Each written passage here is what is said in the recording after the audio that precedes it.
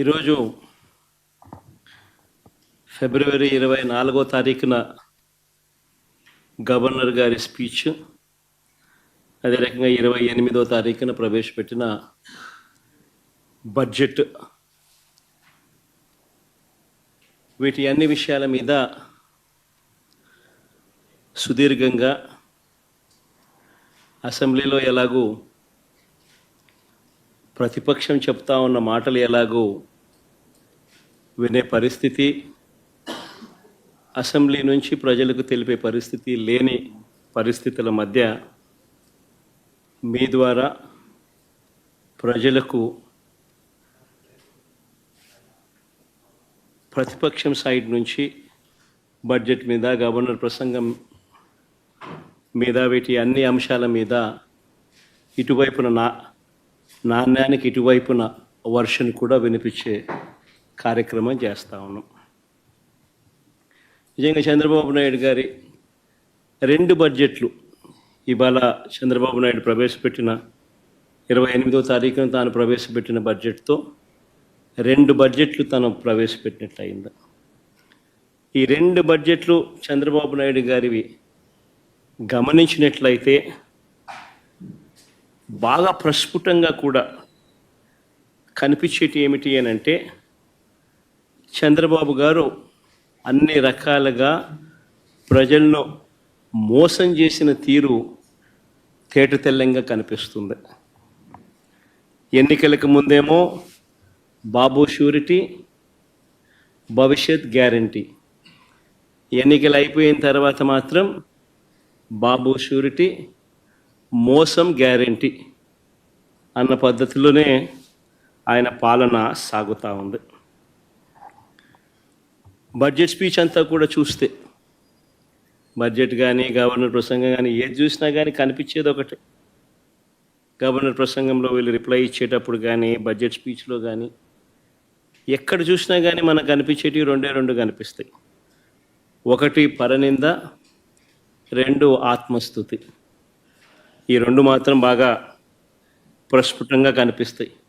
2వ బడ్జెట్ ప్రవేశపెడతా ఉన్నప్పటికీ కూడా ఈ రోజుకి కూడా వాళ్ళ నోట్లో నుంచి వచ్చే మాటలు జగనట్ట, జగనిట్ట, జగనట్ట, జగనట్ట, ఆ పాలన, ఈ పాలన, ఇవే మాటలే వస్తాయి.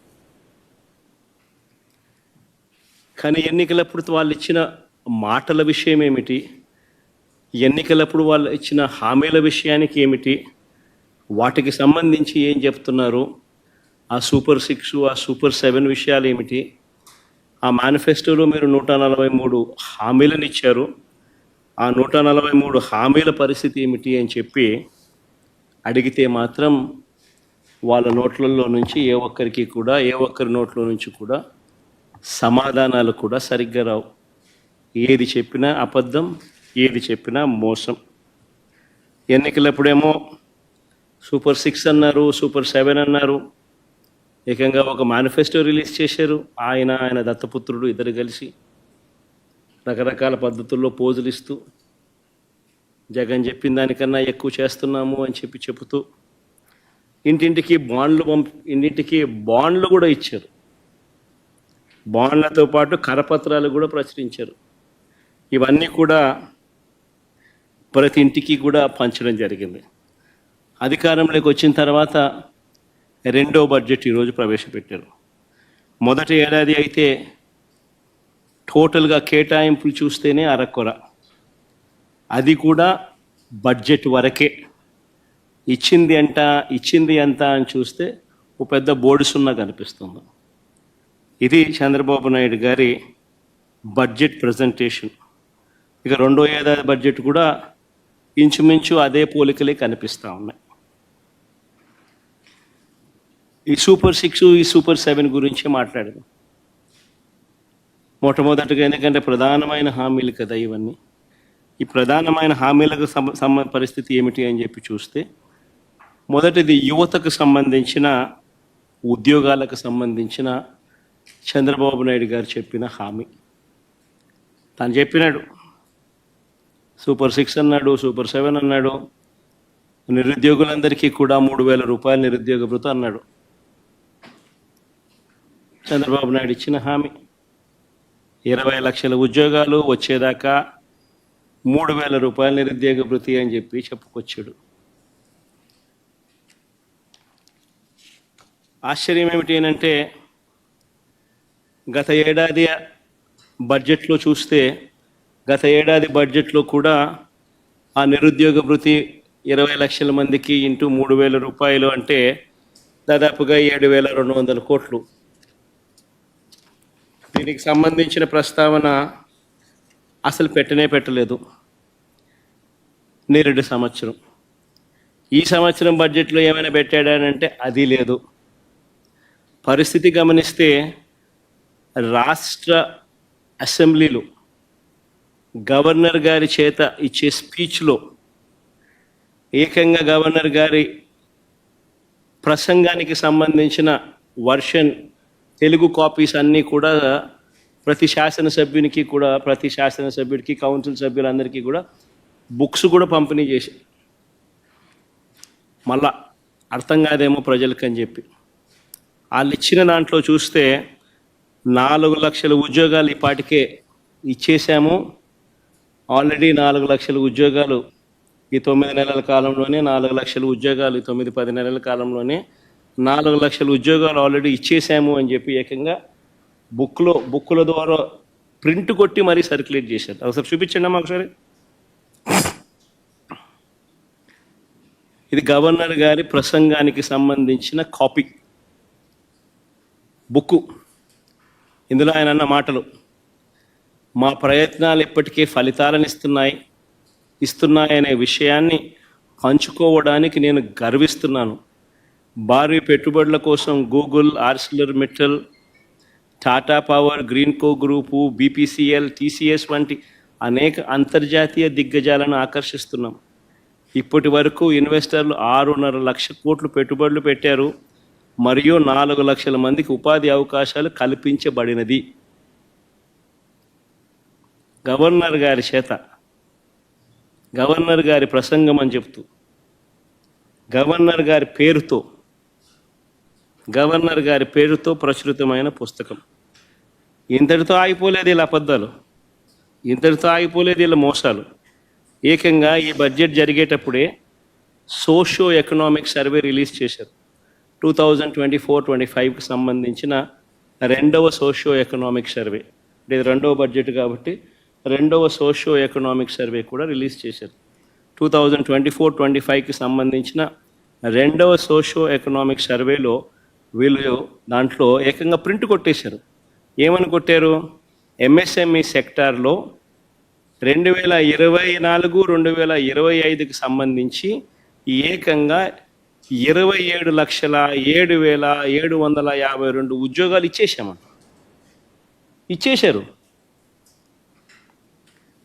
సోషియో ఎకనామిక్ సర్వే 2024-25 అసెంబ్లీకిలో పంచిపెట్టిన కాపీలు ఇవి, రిలీజ్ చేసిన కాపీలు.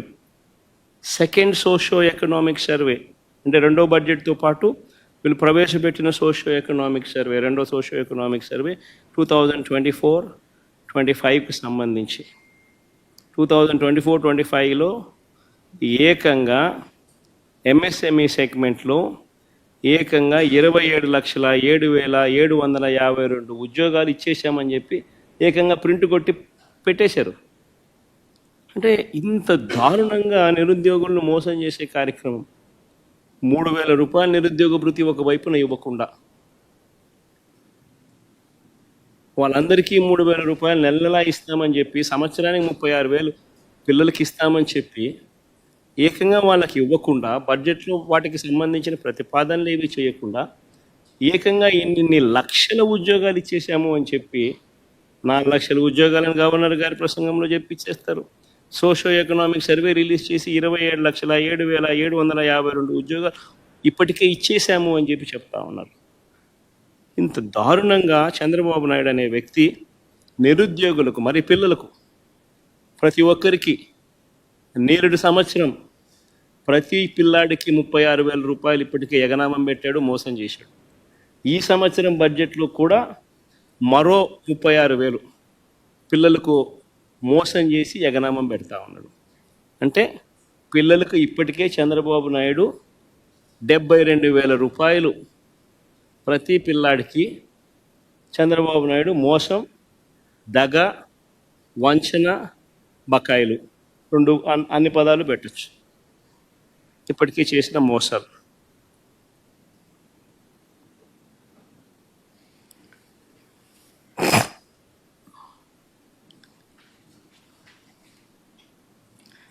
ఈరోజు పరిస్థితి ఏమిటి అని చెప్పి చూస్తే నిరుద్యోగ వృత్తి లేదు, అటు ఉద్యోగము లేదు. ఉన్న ఉద్యోగాలన్నింటినీ వర్షపెట్టి ఊడబెరికే కార్యక్రమం జరుగుతూ ఉన్నాయి. ఇవి కనిపిస్తూ ఉన్న సత్యాలు. అదే ఒకసారి గమనించినట్లయితే వైఎస్ఆర్సీపీ పాలనలు, మా పాలనలు ఎన్ని ఉద్యోగాలు ఇచ్చారు, ఎన్ని ఉద్యోగాలు వచ్చాయి అనేది ఒకసారి గమనించినట్లయితే కేవలం 4 నెలల కాలంలో వైఎస్ఆర్సీపీ ప్రభుత్వం 2019 జూన్లో ప్రమాణ స్వీకారం చేసాం. అక్టోబర్ కల్లా, గాంధీ జయంతి కల్లా ఏకంగా 130,000 ఉద్యోగాలు గ్రామ, వార్డు, సచివాలయాలలో మన పిల్లలు పనిచేస్తూ కనిపించేట్టుగా చేశాం. 4 నెలల కాలంలోనే ఏకంగా మరో 2,66,000 వాలంటీర్ల ఉద్యోగాలు అక్టోబర్ 2 గాంధీ జయంతి నాటికి, అంటే మా ప్రభుత్వం ఏర్పడిన 4 నెలల కాలంలోనే రిక్రూట్ చేశాం. ఎవరు కాదనలేని సత్యాలు ఇవన్నీ. యాప్కాస్ ద్వారా మరో 1,00,000 ఉద్యోగాలు, యాప్కాస్ ద్వారా కరెక్ట్గా చెప్పాలంటే 96,000 ఉద్యోగాలు యాప్కాస్ ద్వారా కల్పించడం జరిగింది. యాప్కాస్లో పే స్లిప్పులతో సహా చెప్పగలుగుతాం ఎవరికి ఉద్యోగాలు ఇస్తున్నామని. నేను చెప్పిన ప్రతి నెంబరు కూడా పే స్లిప్స్తో సహా, ఆధార్ కార్డ్ నెంబర్తో సహా చెప్పగలుగుతాం. గ్రామ సచివాలయాల్లో పనిచేస్తా ఉన్న పిల్లలైతేనేమి, 130,000 పైచిలుకు పిల్లలైతేనేమి, 2,66,000 వాలంటీర్లు అయితేనేమి, యాప్కాస్లో పనిచేస్తూ ఉన్న 96,000 మంది పిల్లలైతేనేమి, ఆర్టీసీ విలీనం ద్వారా 58,000 మంది ఆర్టీసీ ఎంప్లాయీస్కి రెగ్యులరైజ్ చేస్తూ వాళ్ళందరికీ తోడుగా ఉండే కార్యక్రమం అయితేనేమి,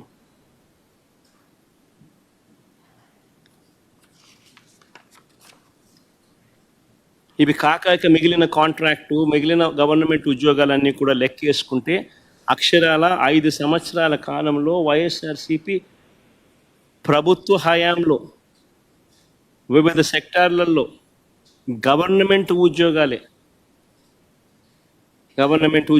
అని అంటే గవర్నమెంట్ ఉద్యోగాలు, అవుట్సోర్సింగ్, కాంట్రాక్టు అన్ని గవర్నమెంట్ పరానికి సంబంధించినవి 6,31,310 మందిని వైఎస్ఆర్సీపీ హయాంలో ఉద్యోగాలు ఇచ్చారు. అదేవిధంగా లార్జ్ అండ్ మెగా సెక్టార్లో వీళ్ళు ఇచ్చిన సోషియో ఎకనామిక్ సర్వే రిపోర్ట్లు మొట్టమొదట బడ్జెట్ ప్రవేశపెట్టేటప్పుడు, ఇది మా సోషియో ఎకనామిక్ సర్వే రిపోర్ట్ కాదు, వీళ్ళ గవర్నమెంట్ వచ్చిన తర్వాత వీళ్ళ మొట్టమొదటి బడ్జెట్తో పాటు 2023-24 సంబంధించి వీళ్ళు ప్రవేశపెట్టిన సోషియో ఎకనామిక్ సర్వే, మేము చేసినది కాదు సోషియో ఎకనామిక్ సర్వే, వీళ్ళు ప్రవేశపెట్టిన సోషియో ఎకనామిక్ సర్వే. వీళ్ళ ప్రకారమే లార్జ్ అండ్ మెగా ఇండస్ట్రీస్లో 102,000 ఉద్యోగాలు ఇవ్వడం జరిగింది. ఎంఎస్ఎంఈ సెక్టార్లో ఈ వైఎస్ఆర్సీపీ హయాంలో 2019 నుంచి 2024 మధ్యలో ఏకంగా 32,79,970 ఉద్యోగాలు ఇచ్చారు. 32,79,770 ఉద్యోగాలు ఎంఎస్ఎంఈ సెక్టార్లో ఆ 5 సంవత్సరాల్లో ఇవ్వడం జరిగింది.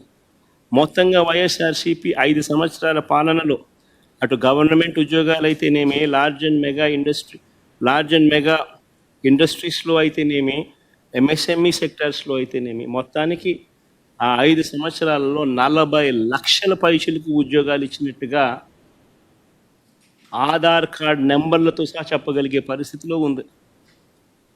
సోషియో ఎకనామిక్ సర్వేలో నేను చూపించే సోషియో ఎకనామిక్ సర్వే మా ప్రభుత్వంలో మేము చేసినది కాదు, చంద్రబాబు నాయుడు అధికారంలోకి వచ్చినాక తాను మొట్టమొదటి బడ్జెట్ ప్రవేశపెట్టేటప్పుడు తాను రిలీజ్ చేసిన సోషియో ఎకనామిక్స్ అది, తన హయాంలో రిలీజ్ చేసిన సోషియో ఎకనామిక్స్ అది.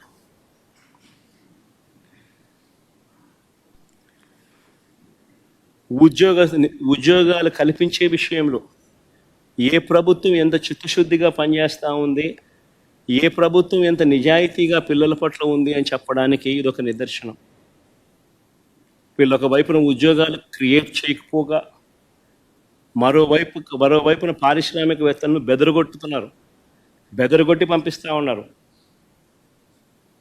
కడపలో స్టీల్ ఫ్యాక్టరీ పెట్టడానికి ముందుకు వచ్చిన సజ్జన్ జిందాల్ని బెదరగొట్టి పంపించాడు. అరబిందో సంస్థను వీళ్ళే బెదిరించి పంపించేసే కార్యక్రమం చేస్తూ ఉన్నారు. వీళ్ళ హయాంలో పారిశ్రామికవేత్తలు ముందుకు వచ్చి పరిశ్రమలు పెట్టడానికి భయపడే పరిస్థితులకి రాష్ట్రాన్ని తయారు చేశారు. మరోవైపున చూస్తే ఉద్యోగాలు ఒకవైపున రాకపోగా మరోవైపున నిరుద్యోగులకు ఇవ్వాల్సిన నిరుద్యోగ భృతి 3,000 రూపాయలు ప్రతి నెల ఇస్తానన్నాడు.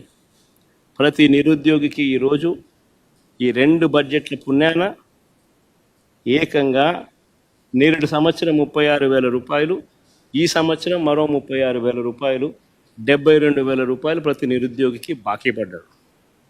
ఎగరగొట్టాడు, ఎగనామం పెట్టాడు. ఇంకొక హామీ చూద్దాం. ఎన్నికల వేళ ఈ పెద్ద మనిషి చంద్రబాబు నాయుడు అన్న ఇంకొక హామీ, 18 సంవత్సరాల నుంచి 59 సంవత్సరాల మధ్యలో ఉన్న ప్రతి మహిళకు 18 to 60 లోపు ఉన్న ప్రతి మహిళకు 18 సంవత్సరాల నుంచి 60 ఏళ్ళ దాకా ప్రతి మహిళకు నెలకు 1,500 రూపాయలు, అంటే సంవత్సరానికి 18,000 ఇస్తానన్నాడు. ప్రతి ఇంటికి నీకు 18,000, నీకు 18,000, నీకు 18,000 అని చెప్పాడు. ఇంటికి వెళ్ళి ప్రచారం చేస్తూ ఆడబిడ్డ నిధి అని చెప్పి ఒక పేరు కూడా, బ్రహ్మాండమైన పేరు కూడా పెట్టాడు. నేను అడుగుతా ఉన్నాను, ఇప్పుడు ఓటర్ లిస్ట్ మన కళ్ళ ఎదుటే ఉంది. మొన్ననే ఓటింగ్ అయిపోయింది. 2,07,00,000 మంది మహిళా ఓటర్లు ఓటు వేశారు అని చెప్పి మన కళ్ళ ఎదుటే కనిపిస్తూ ఉంది. ఆధార్ కార్డు నెంబర్లతో సహా డీటెయిల్స్ అన్నీ మన కళ్ళ ఎదుటే కనిపిస్తూ ఉన్నాయి. ఓటర్ లిస్టులు ఎలాగూ ఉన్నాయి. వీళ్ళంతా 18 సంవత్సరాలు నిండిన వయసు వాళ్ళే, అందుకనే వీళ్ళంతా ఓటర్లు అయ్యారు. మరి 2,07,00,000 మంది ఓటర్లలో 60 ఏళ్ళు పైచిలకు నిండిన వాళ్ళను తీసేస్తే 1,80,00,000 మంది మిగులుతారు దాదాపుగా. మరి 1,80,00,000 మందికి సంవత్సరానికి 18,000 రూపాయలు చొప్పున కేటాయింపులు చేస్తే 32,400 కోట్ల రూపాయలు కేటాయింపులు చేయాలి. నేరుడు బడ్జెట్లో కేటాయింపులు 0.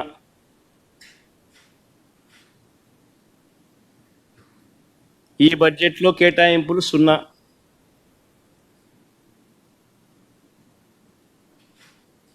అంటే ప్రతి మహిళకు చంద్రబాబు నాయుడు పుణ్యాన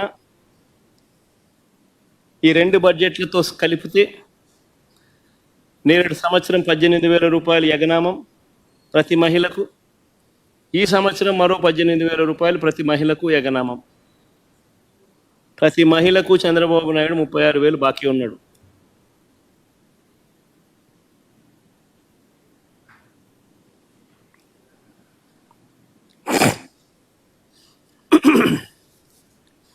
మహిళలందరికీ ఉచిత బస్సు, ఇది చాలా చిన్న హామీ వాస్తవం చెప్పాలంటే. సంవత్సరానికి మహా అయితే నెలకు 275 కోట్లు కావచ్చు, సంవత్సరానికి మహా అయితే 3,500 కోట్లు కావచ్చు. చాలా చిన్న హామీ వాస్తవం చెప్పాలంటే. ఎన్నికల మేనిఫెస్టోలో ఇది హామీ పెట్టాడు. ఫస్ట్ ఇయర్ అయిపోయింది, ఎగరగొట్టేశాడు. మళ్ళీ 2వ సంవత్సరం, మళ్ళీ ఈ సంవత్సరం బడ్జెట్లో చూస్తామా అంటే కనిపించడం లేదు. ఈ సంవత్సరము ఎగనామే. మా రాయలసీమలో ఉన్న మహిళలందరూ ఎదురు చూస్తున్నారు. విశాఖపట్నం పోయి రావచ్చు కదా, పోయి చూసి రావచ్చు కదా, బాగుంటుంది కదా అని చెప్పి. కర్నూలు, విజయనగరము, శ్రీకాకుళము, ప్రకాశము, అనంతపురం నెల్లూరు వీళ్ళంతా మహిళలు ఎదురు చూస్తున్నారు. విజయవాడ గుంటూరుకు పొద్దున పోయి సాయంత్రం రావచ్చు కదా, చూసి రావచ్చు కదా, ఏదో అమరావతి కడుతున్నాడు కదా, ఎలా ఉందో చూసి రావచ్చు కదా అని చెప్పి. ఉచిత బస్సు పెడితే ఉచితంగా ప్రయాణం చేసి రావచ్చు కదా, ఎక్కడికి పడితే అక్కడికి పోవచ్చు కదా, విహారయాత్రలకు పోవచ్చు కదా, చూసి రావచ్చు కదా, విశాఖపట్నం దగ్గర నుంచి, విజయవాడ దగ్గర నుంచి, గుంటూరు దగ్గర నుంచి అందరూ చూసి రావచ్చు కదా అని చెప్పి అందరూ ఎదురు చూస్తూ ఉన్నారు. కానీ ఈ పెద్ద మనిషి ఏమో ఇటువంటి చిన్న హామీని కూడా నెరవేర్చడంలో మాత్రం ఈ చంద్రబాబు నాయుడు అనే వ్యక్తి తన నైజాన్ని చూపిస్తూ ఉన్నాడు. నేడు సంవత్సరం 3,500 కోట్లు ఇదే మహిళలకు బకాయిలు ఎగరగొట్టాడు, ఎగనామం పెట్టాడు. మళ్ళీ ఈ సంవత్సరం మరో 3,500 కోట్లు. అంటే మహిళలకు ఫ్రీ బస్సు పుణ్యం, ఫ్రీ బస్సు రూపేణ మరో 7,000 కోట్ల రూపాయలు చంద్రబాబు నాయుడు బాకీ పడ్డాడు, ఎగరగొట్టాడు. ఇంకొక హామీకి పోదాం. నేను అన్ని ముఖ్యమైన హామీల గురించి మాత్రమే మాట్లాడుతూ ఉన్నా. చిన్న హామీలు పెద్ద పెద్ద గురించి మాత్రమే మాట్లాడుతూ ఉన్నా. చాలా ఉన్నాయి. సూపర్ 6 టు సూపర్ 7 టచ్ చేస్తున్న ప్రస్తుతానికి. స్కూలుకు వెళ్ళే ప్రతి విద్యార్థికి ఏడాదికి 15,000 ఇస్తామన్నాడు. 2 పిల్లలుంటే 30,000 అన్నాడు. 3 ఉంటే 45,000 అన్నాడు. కాదు 4 ఉంటే 60,000 ఇస్తానన్నాడు. ఎంతమంది పిల్లలుంటే అంతమందికి ఇస్తాను అని ఎన్నికలప్పుడు చెప్పాడు, మేనిఫెస్టోలో పెట్టాడు. తల్లికి వందనం అని చెప్పి ఒక మంచి పేరు కూడా పెట్టాడు. చంద్రబాబు నాయుడు ముఖ్యమంత్రి అయిన తర్వాత మొట్టమొదటి బడ్జెట్ ప్రవేశపెట్టాడు. అందులో 5,386 కోట్లు కేటాయింపులు చేశాడు. నేను అడుగుతా ఉన్నా, మొదటి బడ్జెట్లో తాను కేటాయింపు చేసిన 5,386 కోట్ల రూపాయలు అదుగో మీకు అన్న ఎదుటే చూపిస్తా ఉన్నా. మొదటి బడ్జెట్లో తాను కేటాయింపులు చేస్తూ బడ్జెట్లో తాను ప్రవేశపెట్టిన బడ్జెట్ పత్రాల్లోని డాక్యుమెంట్ 2024-25లో బడ్జెట్లో 5,386 కోట్లు పెట్టారు. రూపాయి కూడా డబ్బిలా.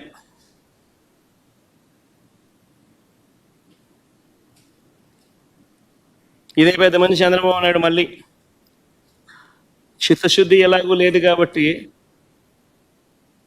అమౌంట్లు ఎంత అనేది పక్కన పెట్టేయండి. అమౌంట్లో 13,000 చిల్లర కావాలి, 13,000 కోట్ల పైచిలుకు కావాలి.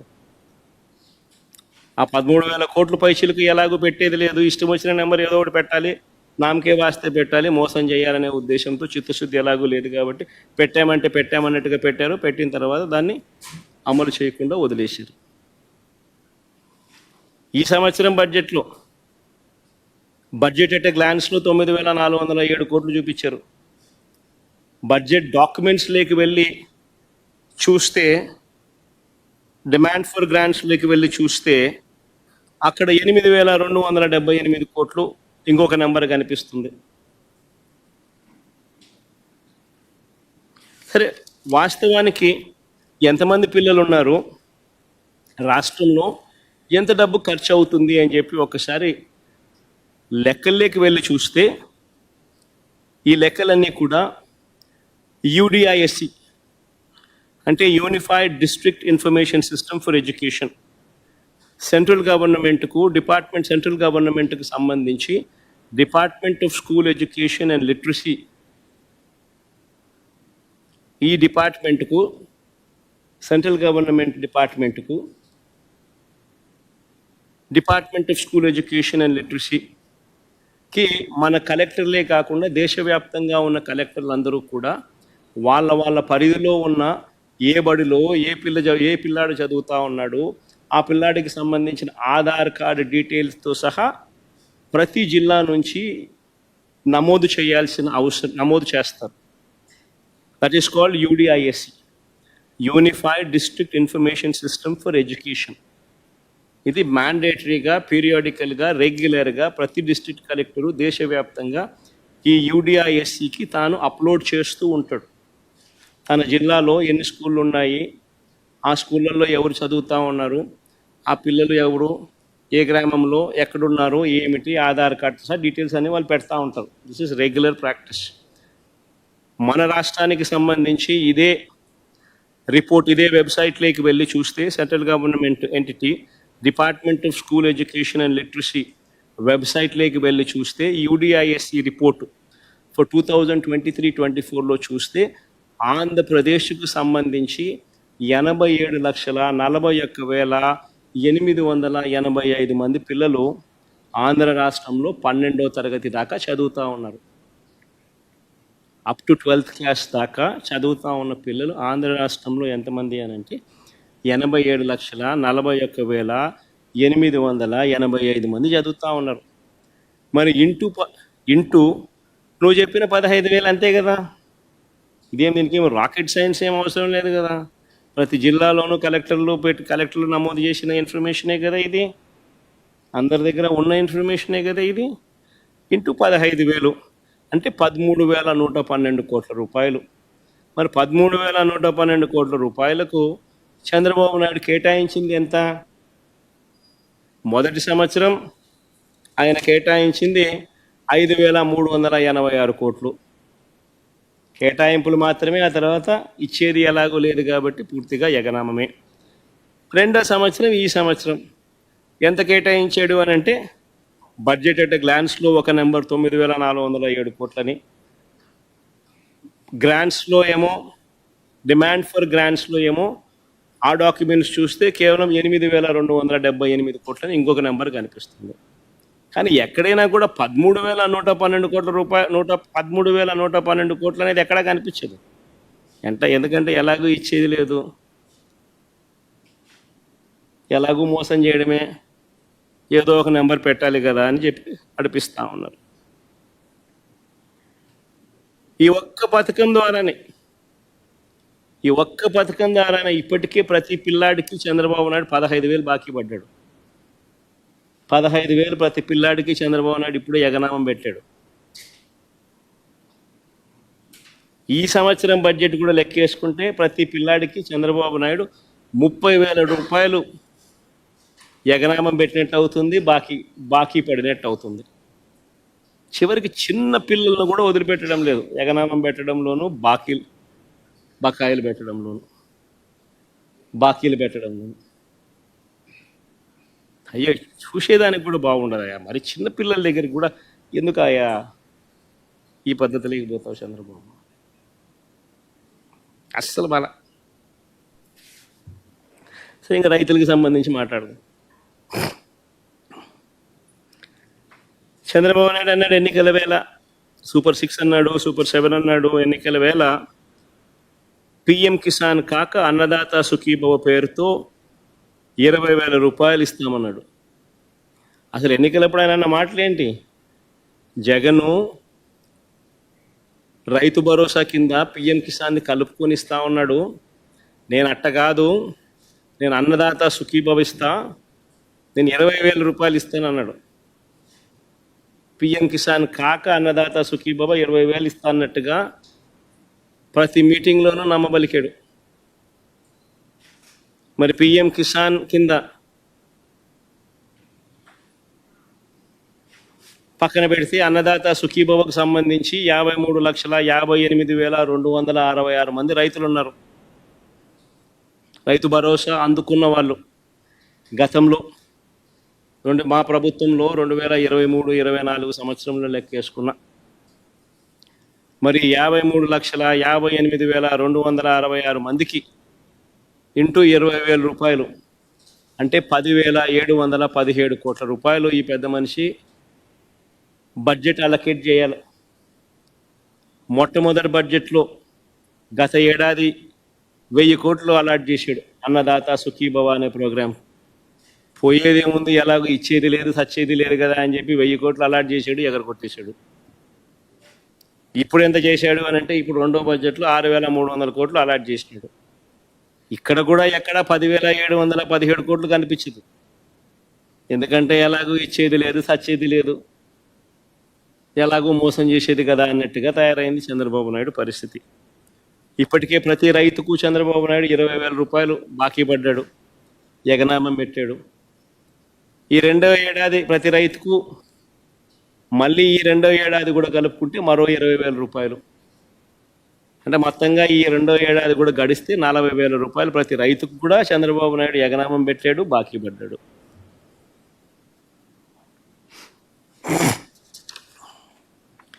చంద్రబాబు నాయుడు ఇలా రైతులకు మోసం చేయడం అనేది కొత్త కాదు. కోర్స్ ఆయన చరిత్ర చూస్తే ఎవరిని, మహిళలకు కొత్త కాదు, పిల్లలకు కొత్త కాదు, రైతులకు కొత్త కాదు. కానీ రైతులకు సంబంధించి ప్రత్యేకంగా చెప్పాలని అంటే నేడు ఎలక్షన్స్ కన్నా ముందు ఎలక్షన్స్ ఒకసారి గమనిస్తే 87,612 కోట్ల రూపాయల రైతుల రుణాలు, వ్యవసాయ రైతుల రుణాలు మాఫీ చేస్తానని చెప్పి హామీ ఇచ్చి, బ్యాంకుల్లో పెట్టిన బంగారం విడిపిస్తాను అని చెప్పి హామీ ఇచ్చి, చివరికి 87,612 కోట్ల రూపాయలకు గాను కనీసం వడ్డీలకు కూడా సరిపోని విధంగా తన 5 సంవత్సరాల అప్పటి పాలనలో కేవలం 15,000 కోట్ల రూపాయలు మాత్రమే విడల్చి చేతులు దులుపుకున్న పరిస్థితుల మధ్య చంద్రబాబు నాయుడు ఎలా ఓడిపోయాడో మనమంతా చూసాం. మళ్ళీ ఈరోజు సీఎం అదే పద్ధతిలో మళ్ళీ రైతులను మోసం చేసే కార్యక్రమం మళ్ళా జరుగుతూ ఉంది. ఇప్పటికే రైతులకు 20,000 రూపాయలు మోసం చేశాడు, గత ఏడాది ఇవ్వకుండా ఎగరగొట్టేశాడు. ఈ సంవత్సరం మళ్ళీ 20,000 రూపాయలు ఎగరగొట్టే కార్యక్రమానికి చంద్రబాబు నాయుడు శ్రీకారం చుట్టాడు. ఇది మన కళ్ళ ఎదుటే కనిపిస్తూ ఉన్న సత్యం. సరే, కాస్త ముందుకు పోతే ఇంకొక పథకం, ఇదే పెద్ద మనిషి చంద్రబాబు నాయుడు చిన్న పథకం, దీపం అనే ఒక పథకం. ఈ దీపం అనే ఈ పథకానికి సంబంధించి ఇదే పెద్ద మనిషి పెద్ద ఎక్కువ ఖర్చు అయ్యేటివి కూడా కాదు, 4,000 కోట్లు ఖర్చు అవుతుంది. రాష్ట్రంలో 1,59,00,000 దీపం కనెక్షన్లు ఉన్నాయి అని చెప్పి మన అందరికీ కూడా తెలిసిన విషయమే. Ministry for petroleum and natural gas వాళ్ళ వెబ్సైట్ లేకపోతే క్లియర్గా కనిపిస్తుంది. Ministry of petroleum and natural gas వాళ్ళ వెబ్సైట్లో petroleum planning and analysis cell సంబంధించిన రిపోర్టు మన కళ్ళ ఎదుటే కనిపిస్తుంది. దాంట్లో ఆంధ్ర రాష్ట్రంలో 1,59,00,000 active domestic customers of LPG ఉన్నారు అని చెప్పి వాళ్ళ రిపోర్ట్లో ప్రచురణ కూడా చేశారు. వీళ్ళందరి ఆధార్ కార్డులు ఉన్నాయి, వీళ్ళందరి డీటెయిల్స్ ఉన్నాయి, ఎవరికి ఉన్నాయి, అన్ని డీటెయిల్స్ అన్నీ ఉన్నాయి. ఉన్నప్పటికీ కూడా ఈ 1,59,00,000కు 3 సిలిండర్లు చంద్రబాబు నాయుడు గారు ఇస్తారని ఎన్నికల మేనిఫెస్టోలో హామీ ఇచ్చాడు. 1,59,00,000 ఇంటూ 3 సిలిండర్లు అని అంటే సంవత్సరానికి కావాల్సింది 4,000 కోట్లు. ఇందులో మొదటి ఏడాది మోసం చేస్తూ 3 సిలిండర్లు కాస్త 1 సిలిండర్కి తీసుకొచ్చాడు. ఆ 1 సిలిండర్లన్నా అందరికీ ఇచ్చాడంటే అది ఇవ్వకోకుండా అందరికీ ఎగరగొట్టేశాడు. కేవలం 895 కోట్లు మాత్రమే ఇచ్చి 865 కోట్లు మాత్రమే ఇచ్చి అది ఎగనామం పెట్టేశాడు.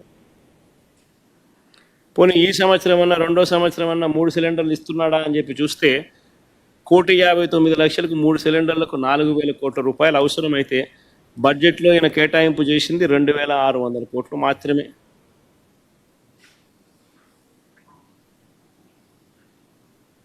ఎలాగూ ఇచ్చేది లేదు కాబట్టి, ఎలాగూ మోసమే కాబట్టి నెంబర్లు ఏవి ఎంత అవసరమో అన్న దాని మీద ఏది కూడా ఎవరు కూడా లెక్కలు చూడడం లేదు.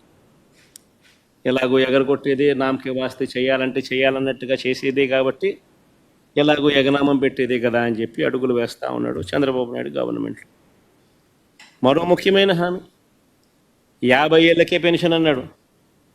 ఆ రోజు ప్రతి ఇంటికి వెళ్ళి ఇంట్లో పెద్దమ్మ కనపడినా, ఇంట్లో అమ్మమ్మలు కనపడితే ఏమన్నాడు, మీకు 50 ఏళ్ళ వయసు ఉంది, మీకు ఇక్కడ నుంచి మీకు నీకు 48,000, నీకు 48,000, నీకు 48,000 అన్నాడు. ఇదే పెద్ద మనిషి అన్నాడా? మరి నిజంగా 50 ఏళ్ళకి పెన్షన్లు ఇవ్వాలి అని అంటే ఎస్సీ, బీసీ, మైనారిటీలకు ఇదే మాదిరిగా పెన్షన్ ఇవ్వాలి అని అంటే మరో 20 లక్షల కుటుంబాలు యాడ్ అవుతాయి ఉన్న పెన్షన్ల సంఖ్యకు.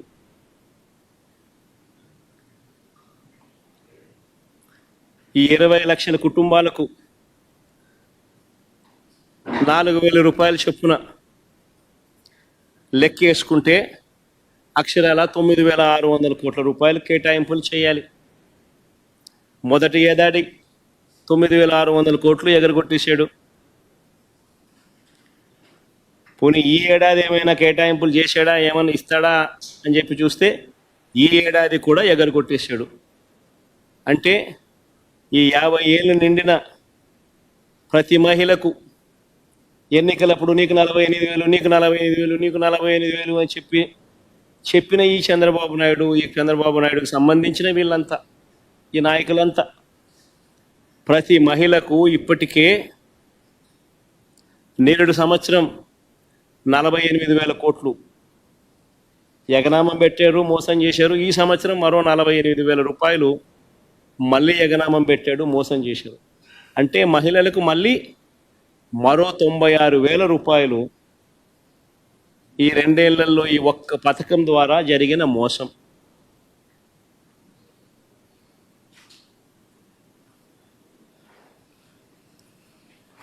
అసలు మొత్తంగా సూపర్ 6లు సూపర్ 7లకు అసలు ఎంత అవుతుంది? ఈ సూపర్ 6లు సూపర్ 7లే లెక్కేసుకుందాం, పెద్ద పెద్దవన్నీ లెక్కేద్దాం, చిన్న చిన్న కాస్త పక్కన పెట్టినా కూడా అని అనుకుంటే కూడా కావాల్సింది 79,867 కోట్ల రూపాయలు.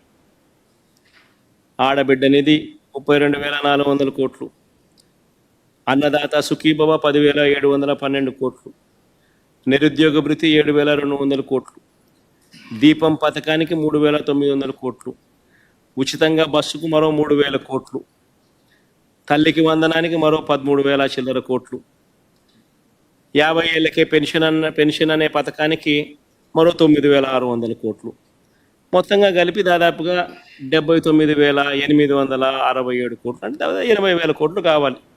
మరి ఈ పెద్ద మనిషి నేరుడు బడ్జెట్లో ఎంత కేటాయించాడు అని చెప్పి చూస్తే, నేరుడు బడ్జెట్లో గత ఏడాది 7,282 కోట్లు మాత్రమే కేటాయించారు. చేసిన తర్వాత ఎంత ఖర్చు పెట్టాడు అని అంటే కేవలం 865 కోట్లు మాత్రమే ఖర్చు పెట్టాడు. పోనీ ఈ సంవత్సరం బడ్జెట్లో 79,867 కోట్లకు గాను ఈ పెద్ద మనిషి ఎంత కేటాయింపులు చేశాడు అని అంటే కేటాయింపులే కేవలం 17,179 కోట్లు మాత్రమే కేటాయింపులు చేశాడు. అంటే ఇది కూడా ఎలాగో మోసం చేయడమే కదా అనే పద్ధతిలో జరుగుతూ ఉంది. బాబు షూరిటీ, మోసం గ్యారంటీ అన్నదానికి నిదర్శనాలు ఇవన్నీ కూడా. ఇదే పెద్ద మనిషి మన చిత్తూరు జిల్లాకి పోతాడు, పోయి గంగాధర్ నెల్లూరులో చంద్రబాబు నాయుడు అనే వ్యక్తి మాట్లాడుతూ అని అంటాడు, ఏమంటాడు? వైఎస్ఆర్సీపీ వాళ్లకు ఏ పనులు చేయొద్దు, ఏ పథకాలు ఇవ్వద్దు అని పెద్ద మనిషి చంద్రబాబు నాయుడు చెప్పుకొచ్చాడు. పబ్లిక్ మీటింగ్లో ఈ పెద్ద మనిషి అందరూ చూస్తూ ఉండగా అందరి సమక్షంలో ఈ పెద్ద మనిషి మాట్లాడిన మాటలు ఇవి. ఏ పథకాలు ఇవ్వద్దు అని అంటాడు ఈ పెద్ద మనిషి. అసలు ఇది నేను అడుగుతా ఉన్నా, ఇవ్వడానికి ఇవ్వకపోవడానికి అసలు ఇది బాబు గారి సొమ్మ అని అడుగుతున్నా, ఎవడు అని అడుగుతా ఉన్నా. హీస్ ఓన్లీ ఏ కస్టోడియన్. ఈ మనిషి ఎవడు అని అడుగుతా ఉన్నా. ప్రభుత్వం నడిచేది ప్రజల కోసం, ప్రజల సొమ్ముతో నడుస్తూ ఉంది. ఇదే పెద్ద మనిషి ముఖ్యమంత్రిగా ప్రమాణ స్వీకారం చేసేటప్పుడు ఈ పెద్ద మనిషి చేసిన ప్రమాణం ఏమిటి?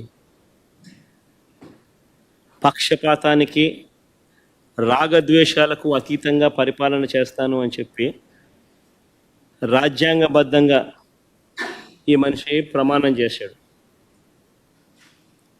పక్షపాతానికి, రాగద్వేషాలకు అతీతంగా పరిపాలన చేస్తానని ప్రమాణం చేసి ఇప్పుడు ఈ పెద్ద మనిషి ఇలా మాట్లాడుతూ ఉన్నాడు.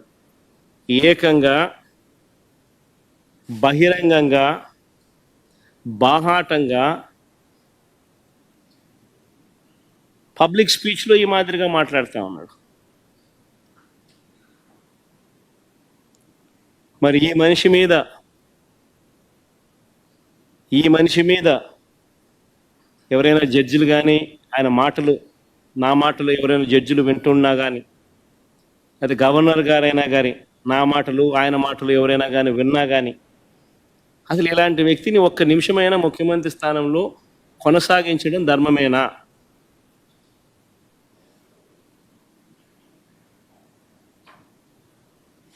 అంటే what kind of message is sending? ఏ రకమైన మాటలు మాట్లాడుతూ ఉన్నాడు ఈ మనిషి? ఇలాంటి వ్యక్తులు ముఖ్యమంత్రులుగా ప్రమాణ స్వీకారం చేసి పరిపాలన చేయడం అన్నది ఏ రాష్ట్రానికైనా శ్రేయస్కరమా?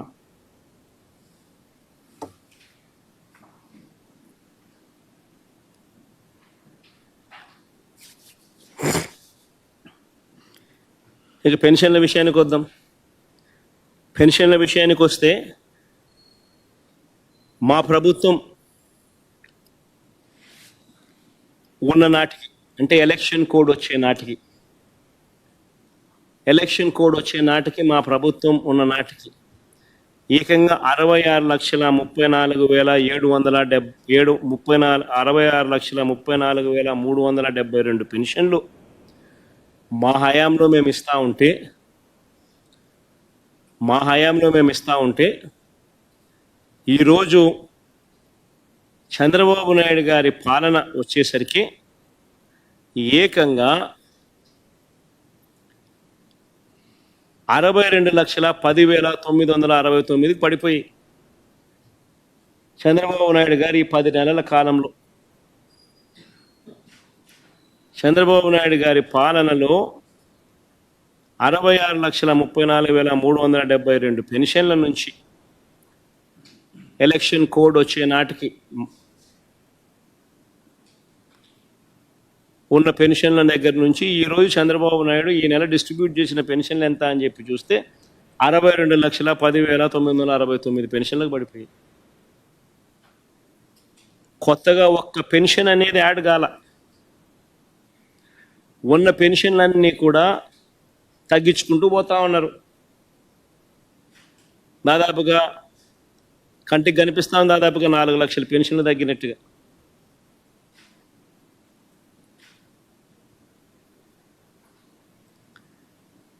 ఈ సంవత్సరం బడ్జెట్ చూస్తే మామూలుగా పెన్షన్లకు 32,000 కోట్లు ఖర్చు చేయాలి. 66,34,372 లెక్కన.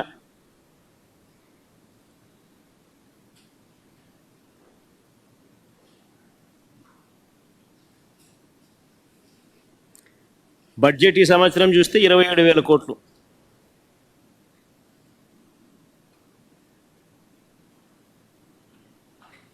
కృష్ణాడా ఈ 66,34,372 మీదనా, లేకపోతే 62,10,962 మీదనా ఈ 32,000 కోట్లు?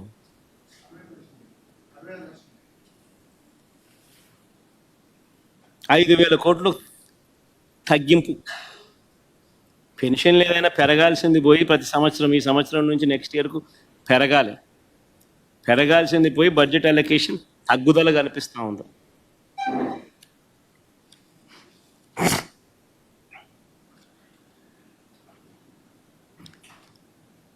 చంద్రబాబు నాయుడు గారు తను చెప్పిన సరే ఈ 6 సూపర్ 6లు సూపర్ 7లు కాస్త పక్కన పెడితే మిగిలిన 143 హామీల పరిస్థితి ఏమిటి?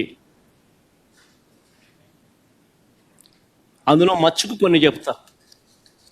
వాటి పరిస్థితి ఏమిటి అన్నదానికి కూడా కొద్ది గొప్ప ప్రజలకు కూడా కొద్ది గొప్ప తెలిసి ఉండాలి. కాబట్టి బీసీ ఎస్సీ మైనారిటీలకు 50 ఏళ్ళకి పెన్షన్ కట్, వాలంటీర్లకు 10,000 జీతం, అసలు 10,000 కదా దేవుడు అడుగు, ఉన్న వాలంటీరే కట్టు, పెళ్లి కానుక 1,00,000 కట్టు, పెట్రోల్ డీజిల్ ధరలు తగ్గింపు అన్నాడు. సంవత్సరం దాటింది, 10 నెలలు అయిపోయింది. ఈ సంవత్సరం కొత్త బడ్జెట్ తగ్గించే కార్యక్రమాలు ఎక్కడ కనిపించడంలో. చంద్రన్న బీమా అన్నాడు, సహజ మరణానికి 5 లక్షలు, ప్రమాదవశాత్తు మరణిస్తే 10 లక్షలు అన్నాడు. గాలికి పోయింది. డ్వాక్రా సంఘాలకు వడ్డీ లేని రుణాలు 10 లక్షల వరకు అన్నాడు. వడ్డీ లేని రుణాలు 10 లక్షల వరకు కథ దేవుడు ఎరుగు. డ్వాక్రా సంఘాలకు సున్నా వడ్డీకి ఇచ్చే రుణాలు నేరుడు సంవత్సరం 950 కోట్లు పెట్టాడు బడ్జెట్. ఇచ్చింది ఎంత అని చూస్తే బోర్డు సున్నా వడ్డీకి ఇచ్చింది బోర్డు 0. అక్క చెల్లెమ్మలకు మోసం చేస్తూ ఈ సంవత్సరం సున్నా వడ్డీ పథకానికి కేటాయింపులు ఎంత అంటే 100 కోట్లు పెట్టాడు. అంటే ఈ సంవత్సరం కూడా నేను ఇవ్వబోయేది బోర్డు సున్నా అని చెప్పి చెప్తా ఉన్నాడు. సో 10 లక్షల దాకా పెంచి సున్నా వడ్డీ ఇచ్చే కదా దేవుడు ఎరుగు.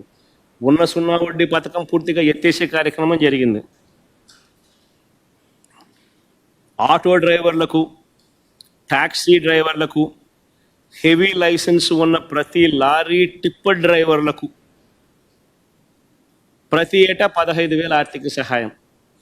ఒక జగన్ వాహనమిత్ర ఇస్తున్నాడు కదా, నేను కాంపిటీషన్గా 15,000 ఇస్తానని చెప్పి తీసుకొచ్చాడు ఈ పథకం. ఉన్న వాహనమిత్రకు పోయింది, పెడతానన్న 15,000 బిర్యానీ కాస్త అది మోసంగా తయారైపోయింది. ముస్లింలకు మైనారిటీ ఫైనాన్స్ కార్పొరేషన్ ద్వారా 5 లక్షల వరకు వడ్డీ లేని రుణాలు అన్నాడు. ఒక్కడికి ఇలా వడ్డీ లేని రుణాలు ముస్లిం మైనారిటీ ఫైనాన్స్ కార్పొరేషన్ ద్వారా 5 లక్షల వరకు వడ్డీ లేని రుణాలు. ఇంకా ఇలా ఎన్నో, ఇలాంటివి ఇంకా ఎన్నో. ఆ 143 ప్రామిసులు చూస్తే ఇవి కాక ఈ పెద్ద మనిషి చంద్రబాబు నాయుడు ఇంకా ఏమన్నాడో తెలుసా? ఇది వెరీ ఇంట్రెస్టింగ్, ఇదంతా మీరంతా వినాలి.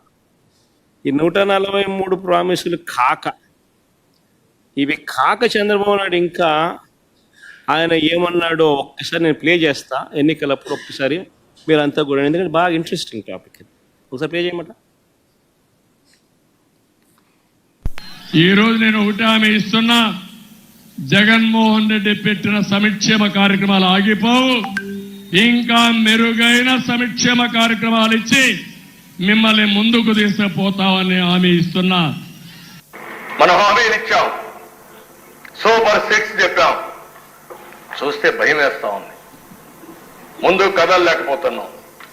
ఈ విషయాలు రాష్ట్ర ప్రజానీకం కూడా ఆలోచించాలి. ఈరోజు నేను ఒకటి హామీ ఇస్తున్నా, జగన్మోహన్ రెడ్డి పెట్టిన సంక్షేమ కార్యక్రమాలు ఆగిపోవు. ఇంకా మెరుగైన సంక్షేమ కార్యక్రమాలు ఇచ్చి మిమ్మల్ని ముందుకు తీసుకుపోతామని హామీ ఇస్తున్నా. మనం హామీలు ఇచ్చాం, సూపర్ 6 చెప్పాం, చూస్తే భయం వేస్తా ఉంది. ముందు కదలలేకపోతున్నాం. ఈ విషయాలు రాష్ట్ర ప్రజానీకం కూడా ఆలోచించాలి. చాలమ్మా, చంద్రబాబు నాయుడు అన్న మాటలు ఈ ఎన్నికలప్పుడు సూపర్ 6లు, సూపర్ 7 143 హామీలు ఇవి కాక జగన్మోహన్ రెడ్డి ఇచ్చే ప్రతి హామీని కొనసాగుతుంది. ఇవి కాక ఇంకా మెరుగైన సంక్షేమం కూడా అనలే, సంక్షేమం సంక్షేమం ఆ పథకాలు ఇస్తానని చెప్పాడు. తర్వాత ఏమన్నాడు ఇదే పెద్ద మనిషి నాడది, మళ్ళీ నేడు అసెంబ్లీలో ఆయన అన్న మాటలు ఏమన్నాడు? సూపర్ 6 చెప్పాము, సూపర్ 7 చెప్పాము, చూస్తే భయం వేస్తుంది. ఒకసారి భయం వేస్తుందని అంటాడు, ఒకసారి రహస్యం ఉంటే చెవిలో చెప్పు అంటాడు, ఇంకోసారి ఇంకో మాట మాట్లాడతాడు. లాస్ట్కి ఏమో చూస్తే ప్రజలకు అందరికీ కూడా మోసం చేసిన పరిస్థితులు ప్రస్ఫుటంగా ప్రజలందరికీ కూడా కనిపిస్తూ ఉంది. ఈరోజు ప్రతి ఇంట్లో కూడా జరిగే చర్చ ఏమిటి అని అంటే, జగన్ ఉన్నప్పుడు బాగా చూసుకున్నాడు, కనీసం పలావ్ అన్న పెట్టాడు. ఈరోజు పలావు పోయింది, చంద్రబాబు నాయుడు పెడతానన్న బిర్యానీ కూడా మోసంగా మారింది అని చెప్పి ఈరోజు ప్రతి ఇంట్లోనూ చర్చనీయాంశమే.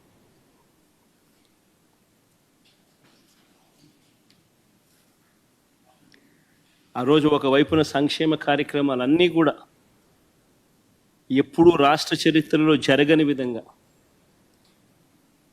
ఎప్పుడూ చూడని విధంగా, దేశంలో కూడా బహుశా ఎప్పుడూ జరగని విధంగా సంక్షేమ క్యాలెండర్ అన్నది బడ్జెట్తో పాటు రిలీజ్ చేస్తూ క్రమం తప్పకుండా ప్రతి ఏడాది లంచాలు లేకుండా, వివక్ష లేకుండా ప్రతి ఇంటికి 2,73,000 కోట్ల రూపాయల డీబీటీ ద్వారా వైఎస్ఆర్సీపీ ప్రభుత్వ హయాంలో ఒకవైపున ఇస్తూనే మరోవైపున ఎప్పుడు చూడని విధంగా రాష్ట్రంలో ప్రగతి చూపించాం.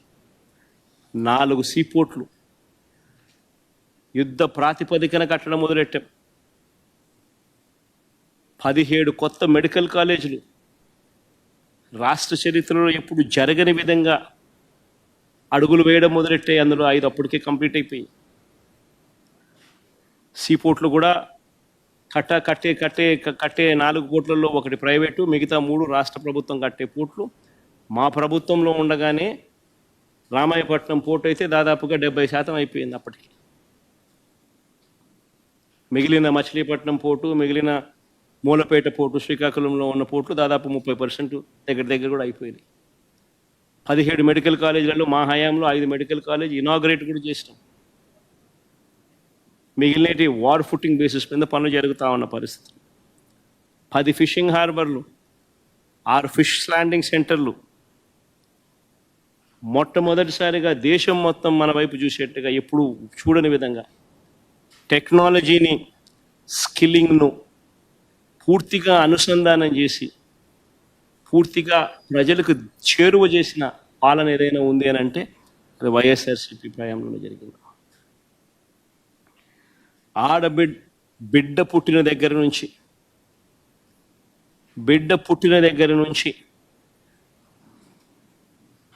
పండు ముసలావిడయ్యేదాకా కూడా ప్రతి అవసరంలోనూ ఆ బిడ్డకు తోడుగా ఉండి ఆ బిడ్డకు ఏం కావాలనో, ఏ వయసులో ఏం కావాలనో చేయి పట్టుకొని నడిపించిన ప్రభుత్వం వైఎస్ఆర్సీపీ ప్రభుత్వం. ఆ పిల్లలు పుట్టినప్పటి నుంచి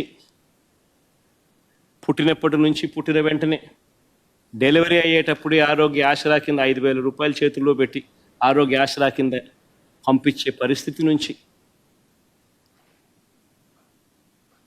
అక్కడ నుంచి మొదలెడితే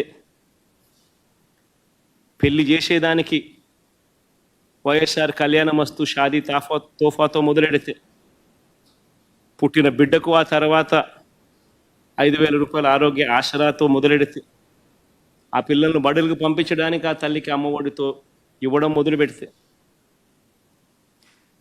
ఆ తర్వాత తన కాళ్ళ మీద తాను నిలబడేట్టుగా తోడుగా నిలబడుతూ ఆ చెల్లెమ్మను ఒక వైఎస్ఆర్ ఆసరా, ఒక వైఎస్ఆర్ సున్నా వడ్డీ, ఓ వైఎస్ఆర్ చేయూత, వైఎస్ఆర్ కాపు నేస్తం, ఓ వైఎస్ఆర్ ఈబీసీ నేస్తం ద్వారా తమ కాళ్ళ మీద తాము నిలబడేట్టుగా అడుగులు ముందుకు వేశాం. ITC, Procter and Gamble, Amul లాంటి సంస్థను తీసుకొని వచ్చి వాళ్ళందరికీ కూడా భాగస్వామ్యం చేసి వాళ్ళందరినీ కూడా ఆదాయాలు పెంచేట్టుగా తోడుగా నిలబడ్డాం. పండు వయసులో చంద్రబాబు నాయుడు హయాంలో 1,000 రూపాయలు పెన్షన్ ఉంటే 3,000 రూపాయలకు పెన్షన్ పెంచుకుంటూ పోయి పండు వయసులో ఉన్న వృద్ధులకు అండగా ఉండే కార్యక్రమం చేసినాం.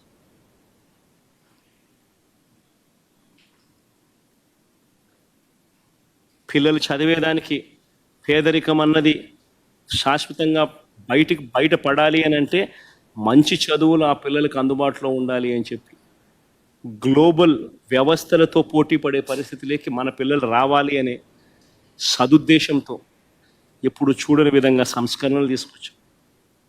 మొట్టమొదటిసారిగా స్కూళ్ళ గురించి పట్టించుకున్న పరిస్థితి ఎప్పుడైనా ఉంది అని అంటే అది వైఎస్ఆర్సీపీ ప్రభుత్వ హయాంలోనే. స్కూళ్ళన్నీ మొత్తం రూపురేఖలు మారాయి. నాడు నేడుతో పనులతో స్కూళ్ళు రూపురేఖలు మారాయి. మొట్టమొదటిసారిగా గవర్నమెంట్ బడులలోకి ఇంగ్లీష్ మీడియం వచ్చింది. మొట్టమొదటిసారిగా సిబిఎస్ఈ నుంచి ఏకంగా ఐబీ దాకా ప్రయాణానికి బాటలు పడ్డాయి. మొట్టమొదటిసారిగా 3వ తరగతి నుంచే ఆ పిల్లలకు టోఫుల్ యాజ్ అ పీరియడ్ కింద క్లాసులు చెప్పడం మొదలెట్టారు. మొట్టమొదటిసారిగా 3వ తరగతి నుంచే ఆ పిల్లలకు సబ్జెక్ట్ టీచర్ కాన్సెప్ట్ అందుబాటులోకి వచ్చింది. మొట్టమొదటిసారిగా ఆ పిల్లలకు బైలింగ్వల్ టెక్స్ట్ బుక్స్, ఒక పేజు ఇంగ్లీషు మరో పేజీ తెలుగుతో టెక్స్ట్ బుక్లు అందుబాటులోకి తీసుకొని రావడం జరిగింది. మొట్టమొదటిసారిగా ఆ స్కూళ్ళల్లో 6వ తరగతి నుంచి ప్రతి class room digitised class room కింద ఐఎఫ్పి ప్యానెళ్లతో ప్రతి క్లాస్ రూము 6వ తరగతి నుంచి డిజిటైజ్ చేయడం జరిగింది. 8వ తరగతి పిల్లలు వచ్చేసరికి పిల్లల చేతుల్లో ట్యాబులు కనిపించాయి. మొట్టమొదటిసారిగా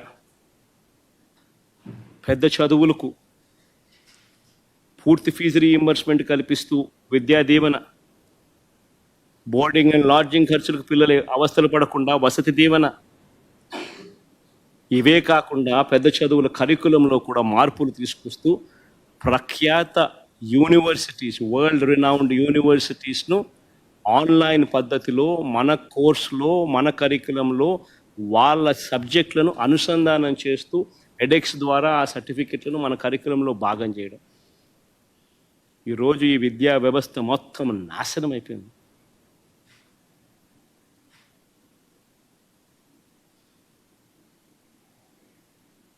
ఏదీ లేదు.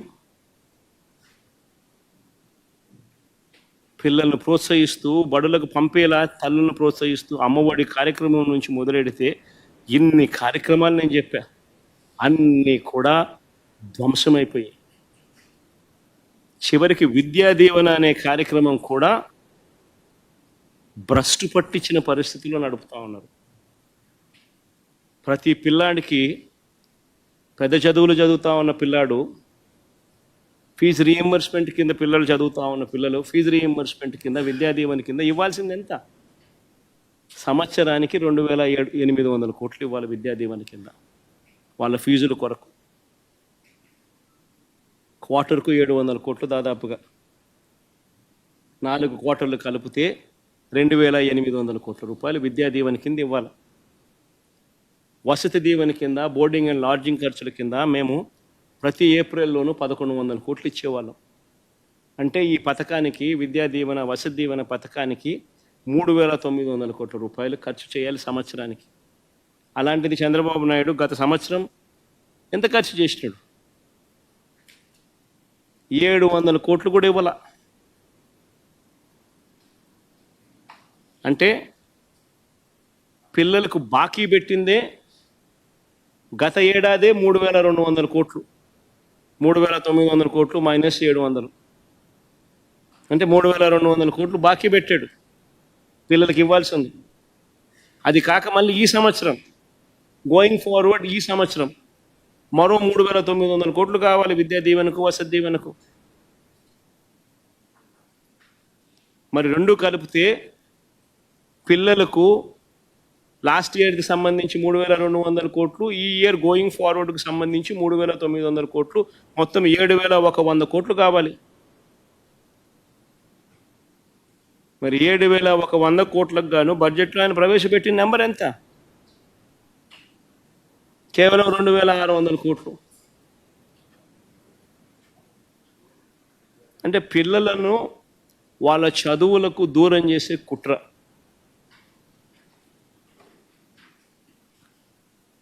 ఇప్పటికే ఆన్లైన్ వర్టికల్స్, ఎడెక్స్తో కుదుర్చుకున్న ఒప్పందం గాలికి ఎగిరిపోయింది. వాళ్ళు కట్టాల్సిన డబ్బులు కట్టక వాళ్ళు వెళ్ళిపోయినారు.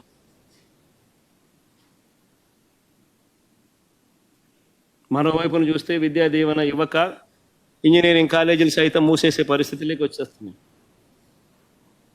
పిల్లలు చదువులు మానేసే పరిస్థితిలోకి వచ్చేసినారు ఫీజులు కట్టలేక. వసతి దీవెన అంటే ఎలాగో పూర్తిగా గాలికే వదిలేసినారు. పిల్లల తరపున పోరాటం చేస్తూ మార్చి 12వ తారీఖున ప్రతి జిల్లా హెడ్ క్వార్టర్స్లో వైఎస్ఆర్సిపి కలెక్టర్లకు విజ్ఞాపన పత్రాలు ఇచ్చే కార్యక్రమం మార్చి 12వ తారీఖున జిల్లా హెడ్ క్వార్టర్స్లో వైఎస్ఆర్సిపి పిల్లల తరపున విద్యా దీవెన, వసతి దీవెన కొరకు పిల్లల తరపున, పిల్లల తల్లిదండ్రుల తరపున వాళ్ళందరితో కలిసి ఈ కార్యక్రమం చేస్తుంది జిల్లా హెడ్ క్వార్టర్స్లో 12వ తారీఖున. ప్రభుత్వం మీద ఒత్తిడి తీసుకొచ్చేందుకు, కనీసం ఏం చేస్తున్నామని చెప్పన్నా కనీసం ప్రభుత్వం కదులుతుందని, కనీసం ముందుకు వచ్చి ఆ పిల్లలకు తోడుగా నిలబడుతుందని.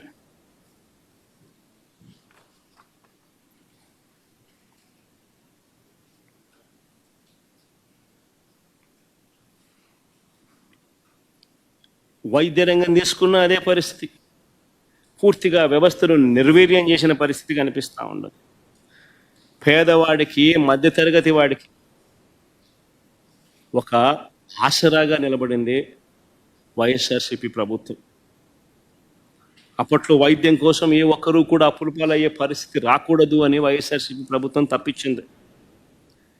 ఎప్పుడు చూడని విధంగా గ్రామాలలో విలేజ్ క్లినిక్స్, ఎప్పుడు చూడని విధంగా గ్రామాలలో ఫ్యామిలీ డాక్టర్ కాన్సెప్ట్, ఎప్పుడు చూడని విధంగా కొత్త 104, 108 వాహనాలు, ఎప్పుడు చూడని విధంగా హాస్పిటల్లో నాడు నేడు కార్యక్రమాలు, ఎప్పుడు చూడని విధంగా 17 కొత్త మెడికల్ కాలేజీలు, ఎప్పుడు చూడని విధంగా ఆరోగ్యశ్రీ ప్రొసీజర్స్ను 1050 నుంచి 3300 ప్రొసీజర్లకు ఆరోగ్యశ్రీని పెంచడం, ఎప్పుడు చూడని విధంగా 25 లక్షల దాకా పేదలకు, ఈ మధ్యతరగతి వర్గాలకు ఉచితంగా ఆరోగ్యశ్రీ, ఎప్పుడు చూడని విధంగా ఆపరేషన్ అయిపోయిన తర్వాత ఆ పేదవాడికి రెస్ట్ పీరియడ్లో కూడా ఆ పేదవాడికి తోడుగా ఉంటూ వైఎస్ఆర్ ఆరోగ్య ఆసరా.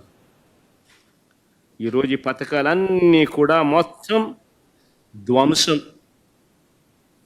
25 లక్షలు ఉండే ఆరోగ్యశ్రీని 2.5 లక్షలకు తగ్గిస్తున్నారు.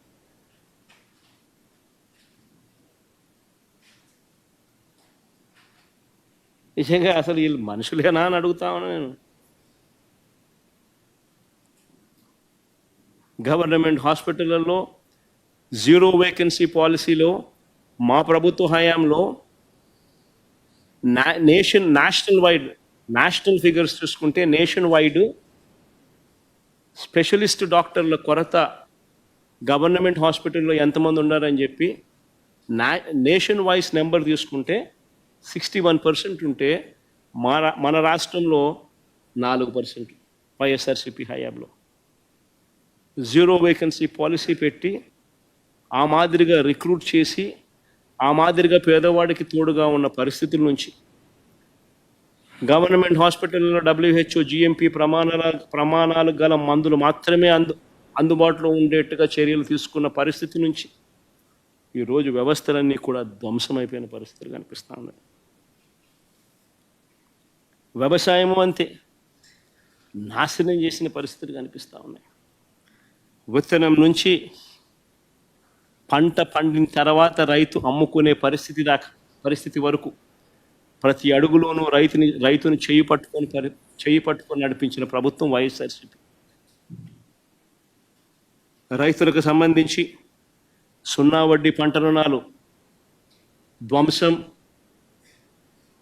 రైతులకు సంబంధించి ఉచిత పంటల బీమా ధ్వంసం, సీజన్ ముగిసేలోగానే రైతులకు ఇన్పుట్ సబ్సిడీ ఇచ్చే కార్యక్రమం ధ్వంసం, గ్రామంలోనే రైతుని చేయి పట్టుకొని నడిపించే ఆర్బీకే వ్యవస్థ నిర్వీర్యం, ఈ క్రాప్ వ్యవస్థ నిర్వీర్యం, దళారీలు లేకుండా ఆర్బీకేలే పంటలు కొనుగోలు చేసే గొప్ప కార్యక్రమం నిర్వీర్యం, ధ్వంసం. ఆర్బీకేల ద్వారా నాణ్యమైన విత్తనాలు, నాణ్యమైన పురుగుల మందులు, నాణ్యమైన ఎరువులు ఆర్బీకేల ద్వారా రైతులకు గ్రామంలోనే అందుబాటులో ఉండే కార్యక్రమం ఈరోజు ధ్వంసం, నిర్వీర్యం. పాల వెలువ కార్యక్రమం ద్వారా మార్కెట్లో కాంపిటీషన్ క్రియేట్ చేసి సహకార రంగంలో ఎప్పుడూ చూడని విప్లవాత్మక మార్పులు తీసుకొస్తూ అమూల్ లాంటి సంస్థను ఆంధ్ర రాష్ట్రానికి తీసుకొచ్చి సహకార రంగంలో ఒక విప్లవం తీసుకొని వచ్చి ఏకంగా అమూల్ రావడంతో డైరీలో ఒక కాంపిటీషన్ క్రియేట్ అయ్యి పాల రేట్లు 7 సార్లు పెరిగాయి. అమూల్ రాకతో ఏకంగా గేదె పాలు 18 రూపాయల 29 పైసలు పెరిగింది. ఆవు పాలు ఏకంగా 9 రూపాయల 49 పైసలు పెరిగింది. ఆ పరిస్థితి నుంచి ఈరోజు చంద్రబాబు నాయుడు వచ్చిన తర్వాత అమూల్ను ఒక పద్ధతి ప్రకారం లేకుండా చేస్తూ ఉన్నారు.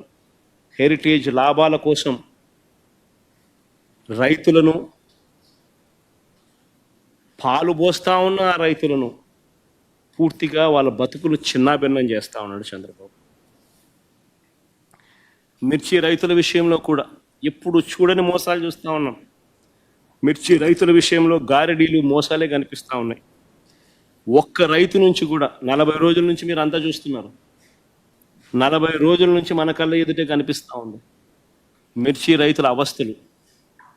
మిర్చి రైతులు పంట అమ్ముకోలేని పరిస్థితి, గిట్టుబాటు ధరలు లేక రైతులు అవస్థలు పడతా ఉన్న పరిస్థితి మన కళ్ళ ఎదుటే కనిపిస్తూ ఉంది.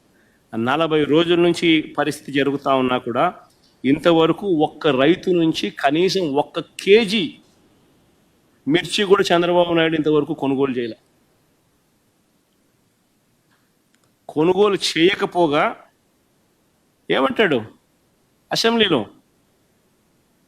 గవర్నర్ గారి ప్రసంగంలో ధన్యవాదాలు చెప్పే తీర్మానంలో చంద్రబాబు గారే మాట్లాడుతూ మిర్చి విషయంలో మార్కెట్ ఇంటర్వెన్షన్ చేయడం లేదంటూ ఆయన చెప్తాడు. అదే బడ్జెట్ ప్రసంగంలో అగ్రికల్చర్ మినిస్టర్ రాష్ట్ర ప్రభుత్వం మాట్లాడుతూ రాష్ట్ర ప్రభుత్వం మార్కెట్లో జోక్యం చేసుకొని పరిష్కారం చూపించేశామంటూ ఆయన మాట్లాడతాడు. ఎవడికి పరిష్కారం చూపించాడు? ఎవడి దగ్గర కొనుగోలు చేశారు? పరిష్కారం చూపించేశామంటూ కొనుగోలు చేశామనంటూ ఏకంగా అగ్రికల్చర్ మినిస్టర్ ఏకంగా అసెంబ్లీలో ప్రస్తావిస్తాడు. బడ్జెట్లో చూస్తే ధరల స్థిరీకరణ నిధి కింద 300 కోట్లు కేటాయించారు. 300 కోట్లు ప్రతిపాదించారు. నేను అడుగుతా ఉన్నా, అదే వైఎస్ఆర్సీపీ హయాంలో మా ప్రభుత్వంలో ఏకంగా 3,000 కోట్ల రూపాయల ధరల స్థిరీకరణ నిధి కేటాయించి ఏకంగా వరి కాక ధాన్యం కాక 7,800 కోట్ల రూపాయలు ఖర్చు చేసి ఇతర పంటలు కొనుగోలు చేసి రైతులకు తోడుగా ఉన్నాం. పెద్ద పెద్ద పోస్టర్లు ఆర్బీకేలో పెట్టేవాళ్ళం. సీఎం యాప్ అని continuous monitoring of agricultural price and produce అని ఆర్బీకేల ద్వారా జరిగేది. ఎక్కడ ఏ ఆర్బీకే పరిధిలో అయినా కూడా ఏ పంట అయినా కూడా రైతు నష్టపోయే పరిస్థితిలో ఉంటే ప్రభుత్వం ఇంటర్వ్యూన్ అయ్యి కొనుగోలు చేసి మార్కెట్లో కాంపిటీషన్ క్రియేట్ చేసి ఆ రేట్లు పెరిగేట్టుగా చేసింది. మా ప్రభుత్వ హయాంలో చీని, పసుపు, అరటి, పొగాకు ఇలా రకరకాల పంటలను కొనుగోలు చేసి 7,800 కోట్లు ఖర్చు చేసి రైతులకు తోడుగా ఉన్నాం. ధాన్యం కొనుగోలుకు మరో 65,000 కోట్ల రూపాయలు ఖర్చు చేసింది. ఇదొక రికార్డు. ధాన్యం కొనుగోలుకు 65,000 కోట్ల రూపాయలు ఖర్చు చేసిన పరిస్థితి. ఈరోజు చంద్రబాబు నాయుడు అధికారంలోకి వచ్చిన ఈ 10 నెలల కాలంలోనే మొన్ననే చూసాం, ధాన్యం కొనుగోలులో ఏ రైతుకు కూడా గిట్టుబాటు ధర రాల. కనీసం 300 రూపాయలు రైతు తక్కువ రేటుకు అమ్ముకోవాల్సిన పరిస్థితిలో రైతు అమ్ముకోవాల్సిన పరిస్థితి వచ్చింది. ధాన్యం పరిస్థితి అదే, మిర్చి పరిస్థితి అదే, టొమాటో పరిస్థితి అదే, పత్తి పరిస్థితి అదే, మినుముల పరిస్థితి అదే, కందులు పరిస్థితి అదే, పెసలు పరిస్థితి అదే. ఈ పంటలకన్నిటికీ కూడా ఏ పంటకు గిట్టుబాటు ధర లేదు. రైతు అవస్థల్లో ఉన్నాడు. రైతుకు ఆదుకోవాల్సిన పరిస్థితిలో చంద్రబాబు నాయుడు గారు నిమ్మకు నీరెత్తినట్టుగా చంద్రబాబు నాయుడు ఏమాత్రం కూడా పట్టించుకోని పరిస్థితి ఈరోజు మనం చూస్తూ ఉన్నాం.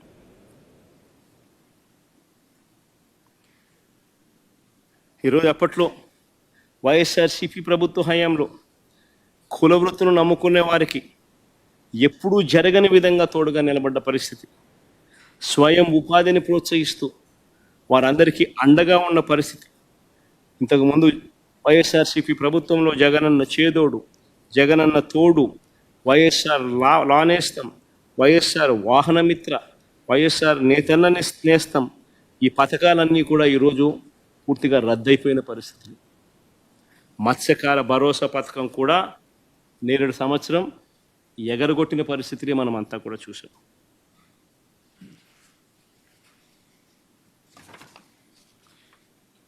ఉద్యోగుల విషయానికి వస్తాం, ఉద్యోగస్తుల విషయానికి వస్తాం. ఉద్యోగస్తులకు కూడా చంద్రబాబు నాయుడు తీవ్రంగా మోసం చేశాడు. ఎన్నికలప్పుడు ఎన్నికల మేనిఫెస్టోలో చంద్రబాబు నాయుడు చెప్పిన మాటలు, అధికారంలోకి రాగానే సిపిఎస్, జిపిఎస్ విధానాన్ని పునఃసమీక్షిస్తామన్నారు. ఇప్పటి వరకు దీనిపై అతిగతి లేదు. మేము ఉద్యోగస్తులకు మంచి చేయడం కోసం గతంలో ఎప్పుడూ జరగని విధంగా జిపిఎస్ తీసుకొచ్చినాం. ఈ పెద్ద మనిషి అప్పట్లో ఉద్యోగస్తులను రెచ్చగొడుతూ సిపిఎస్ విషయంలో మళ్ళీ పునఃసమీక్షిస్తాము అని చెప్పి మాట చెప్పాడు. ఉద్యోగస్తులతో పని చేయించుకున్నాడు, ఓటు వేయించుకున్నాడు. ఆ తర్వాత గాలి కొదిలేశాడు. ఉద్యోగులకు మెరుగైన పిఆర్సీ అన్నాడు. మా ప్రభుత్వం నియమించిన పిఆర్సీ చైర్మన్ను ఈయన అధికారంలోకి రాగానే తొలగించేశాడు. కొత్త పిఆర్సీ ఇంతవరకు వేయలేదు. ఉద్యోగస్తులకు జీతాలు పెంచే కార్యక్రమం ఇంతవరకు జరగలేదు. కూటమి ప్రభుత్వం రాగానే ఐఆర్ ప్రకటిస్తామన్నారు. ఇప్పుడు 10 నెలలు అయిపోయింది. నేరేడు సంవత్సరం ఐఆర్ ప్రకటించలేదు. ఈ సంవత్సరం కూడా ఐఆర్ ప్రకటిస్తున్నట్టుగా, దానివల్ల జీతాలు పెరుగుతున్నట్టుగా బడ్జెట్ డాక్యుమెంట్స్లో ఎక్కడ కనిపించవు. 3 డిఏలు పెండింగ్లో ఉన్నాయి. వాటి ప్రస్తావన కూడా బడ్జెట్లో లేదు. ప్రతి నెల 1వ తారీఖునే జీతాలు ఇస్తామన్నారు. కేవలం ఒకే ఒక నెల ఇచ్చారు. ఈ రోజుకి కూడా జీతాల కోసం ఉద్యోగస్తులు ఎదురుచూపులే. ఇంకా మా హయాంలో అన్నా కనీసం బట్టలు ఉన్నాయి. మా హయాంలో అన్నా కనీసం కోవిడ్ లాంటి మహమ్మారిని కూడా చూసాం. అలాంటి విపత్కర పరిస్థితుల్లో కూడా మేము మెరుగైన జీతాలు ఉద్యోగస్తులకు ఇచ్చాం. మెరుగైన టైం ఫ్రేమ్లో కూడా ఇచ్చాం. ఉద్యోగుల జీపీఎఫ్, జిఎల్ఐ డబ్బులను వీళ్ళ అవసరాల కోసం వీళ్ళు వాడుకుంటూ ఉన్నారు.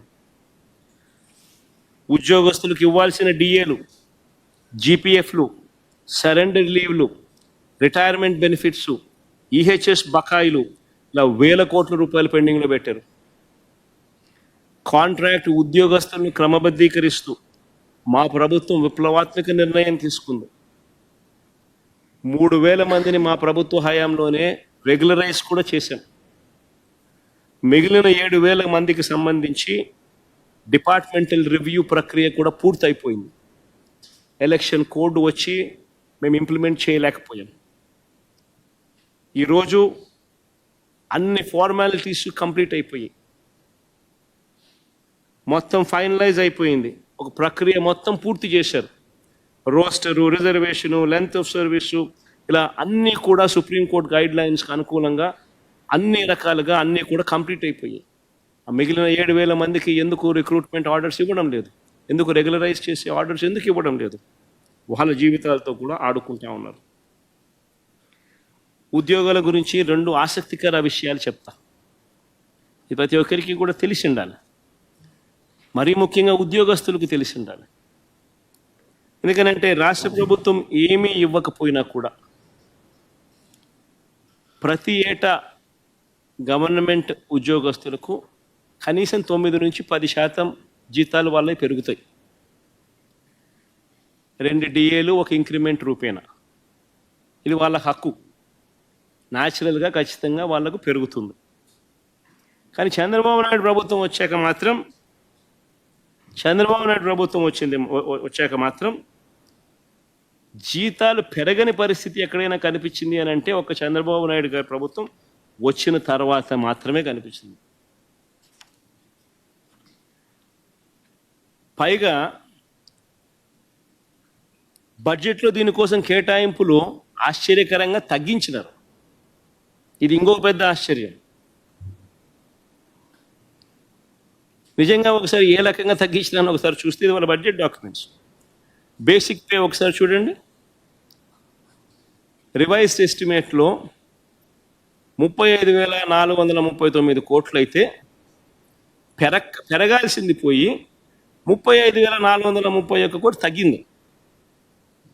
అదే 2023-24 నుంచి గమనిస్తే పెరుగుతుంది. మళ్ళా 25-26 ఈ బడ్జెట్లో పెరగాలి. పెరగకపోగా బేసిక్ పే తగ్గింది. అదే రకంగా గ్రాంట్ ఇన్ ఎయిడ్ శాలరీస్, అంటే ఇది యూనివర్సిటీస్కి ఇచ్చే శాలరీస్, యూనివర్సిటీస్లో పనిచేసే వాళ్ళకి ఇచ్చే శాలరీస్, వాళ్ళ శాలరీస్ చూస్తే ఏకంగా 2023-24లో 3,927 కోట్లు అయితే 2025-26 ఈ బడ్జెట్లో వీళ్ళు పెట్టింది 2,944 కోట్లు. అంటే కొత్త వీసీలను నియామకం చేసింది ఉద్యోగస్తులు తొలగించేదానికోసం. అంతే కదా? దాని ప్రకారం ఇవాళ బడ్జెట్ డాక్యుమెంట్స్ నేను చూపిస్తా ఉన్నట్టు. రిటైర్డ్ వాళ్ళ పరిస్థితిని ఒకసారి గమనిద్దాం. రిటైర్డ్ వాళ్ళని ఒకసారి గమనిస్తే పెన్షనర్ల సంఖ్య మామూలుగా ప్రతి ఏటా పెరుగుతుంది. రిటైర్ అయిపోయే వాళ్ళ సంఖ్య పెరుగుతుంది. ప్లస్ పెన్షనర్లకు డిఆర్ అనేది యాడ్ అవుతుంది. వీటి 2 కారణాల వల్ల పెన్షనర్లకు మామూలుగా అమౌంట్ అనేది పెరగాలి. అలాంటిది పెరక్కపోగా ఒకసారి చూస్తే పెన్షనర్లకు సంబంధించి 2023-24లో 12,101 కోట్లు ఉంటే 2025-26 11,080కి రివైజ్లోనే 9,746 చూపించినారు. తర్వాత pensions of state aided education institutions వాళ్ళది చూస్తే 2023-24లో 701 ఉంటే 2025-26లో 511కి తగ్గించినారు. తర్వాత లోకల్ బాడీస్లో ఉన్న ఎంప్లాయీస్ ఆఫ్ లోకల్ బాడీస్ 2023-24లో 437 కోట్లు అయితే అది 12,50,00,000కి తగ్గించేసినారు. అంటే ఫస్ట్ ఆఫ్ ఆల్ ఇక్కడ జరిగేది ఏం జరుగుతూ ఉంది?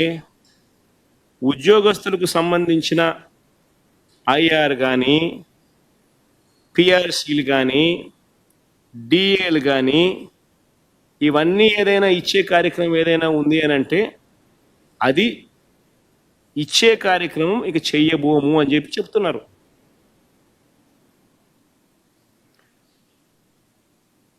రెండు 2025-26 లాస్ట్ ఇయర్ ఎలాగూ ఇవ్వలేదు, రాబోయే సంవత్సరంలో కూడా ఇవ్వబోము అని కూడా చెబుతా ఉన్నారు.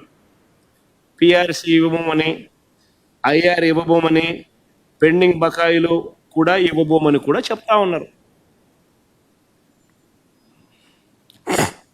ఇక్కడ ఇంకొక ఆసక్తికరమైన విషయం కూడా చూడాలి.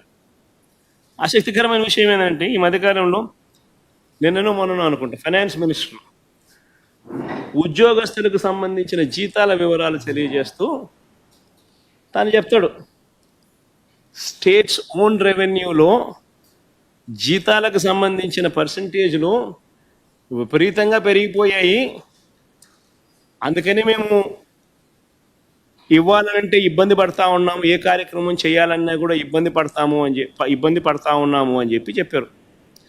ఆశ్చర్యకరమైన విషయం ఏంటంటే ఆయన అధికారంలోకి వచ్చిన మొట్టమొదటి సంవత్సరం 2024-25 ఇది వాళ్ళ బడ్జెట్ డాక్యుమెంట్లు వాళ్ళు చూపించినది. స్టేట్స్ ఓన్ రెవెన్యూస్ వాళ్ళే ప్రొజెక్ట్ చేసినారు 1,01,000 కోట్లని రివైజ్డ్ ఎస్టిమేట్. వాళ్ళంతటి వాళ్ళే శాలరీస్ అండ్ పెన్షన్స్ 89,000 కోట్లు అని చెప్పి వాళ్ళే రాశారు. Salaries and pensions as a percentage of states own resources 87% వాళ్ళే రాసుకొచ్చారు.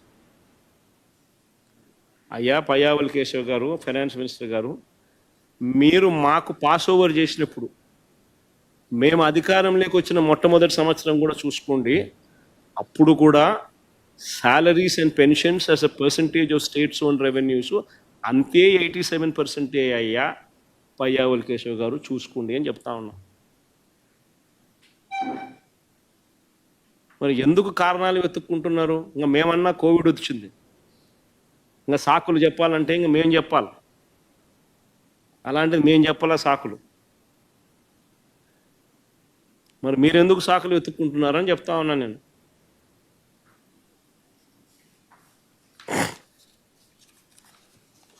అది అబద్ధాలు చెప్పుకుంటూ ఎందుకు మోసం చేస్తూ ఉన్నారు?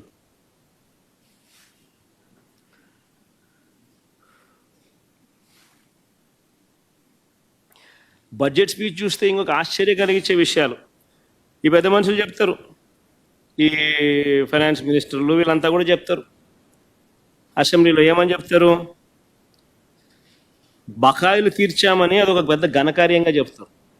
23,000 కోట్లు మేము బకాయిలు తీర్చామని అదొక పెద్ద ఘనకార్యంగా చెప్తారు. అయ్యా ఫైనాన్స్ మినిస్టర్ గారు, బకాయిలు అనేది ఏ ప్రభుత్వంలో అయినా కూడా ఎవ్రీ ఇయర్ నిరంతరం జరిగే ప్రక్రియ. అది ప్రభుత్వం అనేది నిరంతరం ఉండే వ్యవస్థ.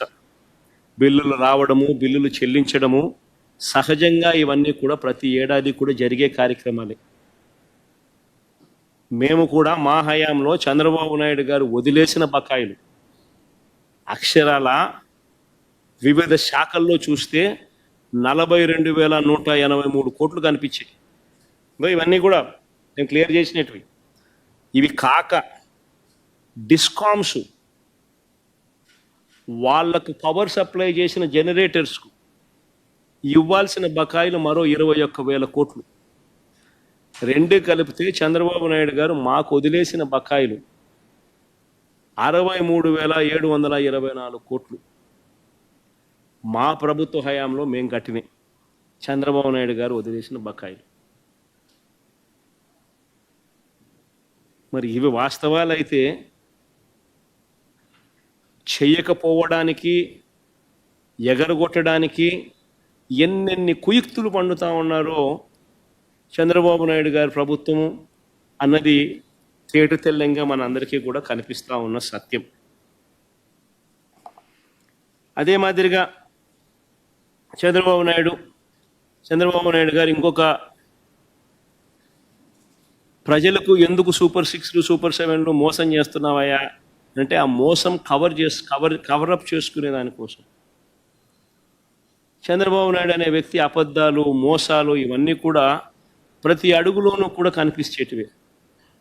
ఈ కనిపించే ఈ అడుగుల్లో వేసే తప్పులు, వీళ్ళు చేసే మోసాలు ఇంకా ఏ స్థాయిలో ఉన్నానంటే ఈరోజు కూడా మొన్న ఆశ్చర్యపోయాను. మొన్న చిత్తూరుకు పోయినప్పుడు ఏదన్నట్టు ఈరోజు కూడా అప్పులు 10 లక్షల కోట్లు ఉంటాయి.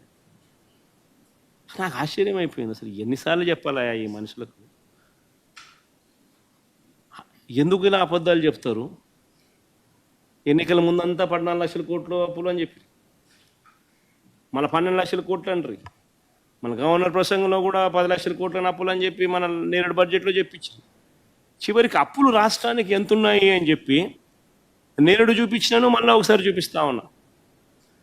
ఇది 2 డాక్యుమెంట్స్ మేము చూపిస్తా ఉన్నాం. రాష్ట్రానికి సంబంధించిన అప్పులు ఎంత ఉన్నాయి అన్నది CAG reports 2023-24 CAG accounts for 23-24 అందరికీ అవైలబుల్గా ఉన్న డాక్యుమెంట్స్ ఇవన్నీ.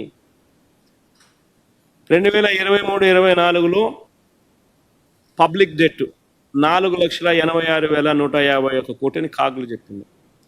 తర్వాత నెక్స్ట్ ఐటమ్, ఇది గ్యారంటీడ్ డెట్, అంటే గవర్నమెంట్ గ్యారంటీ ఉన్న డెట్ మరో 1,54,797 కోట్లు.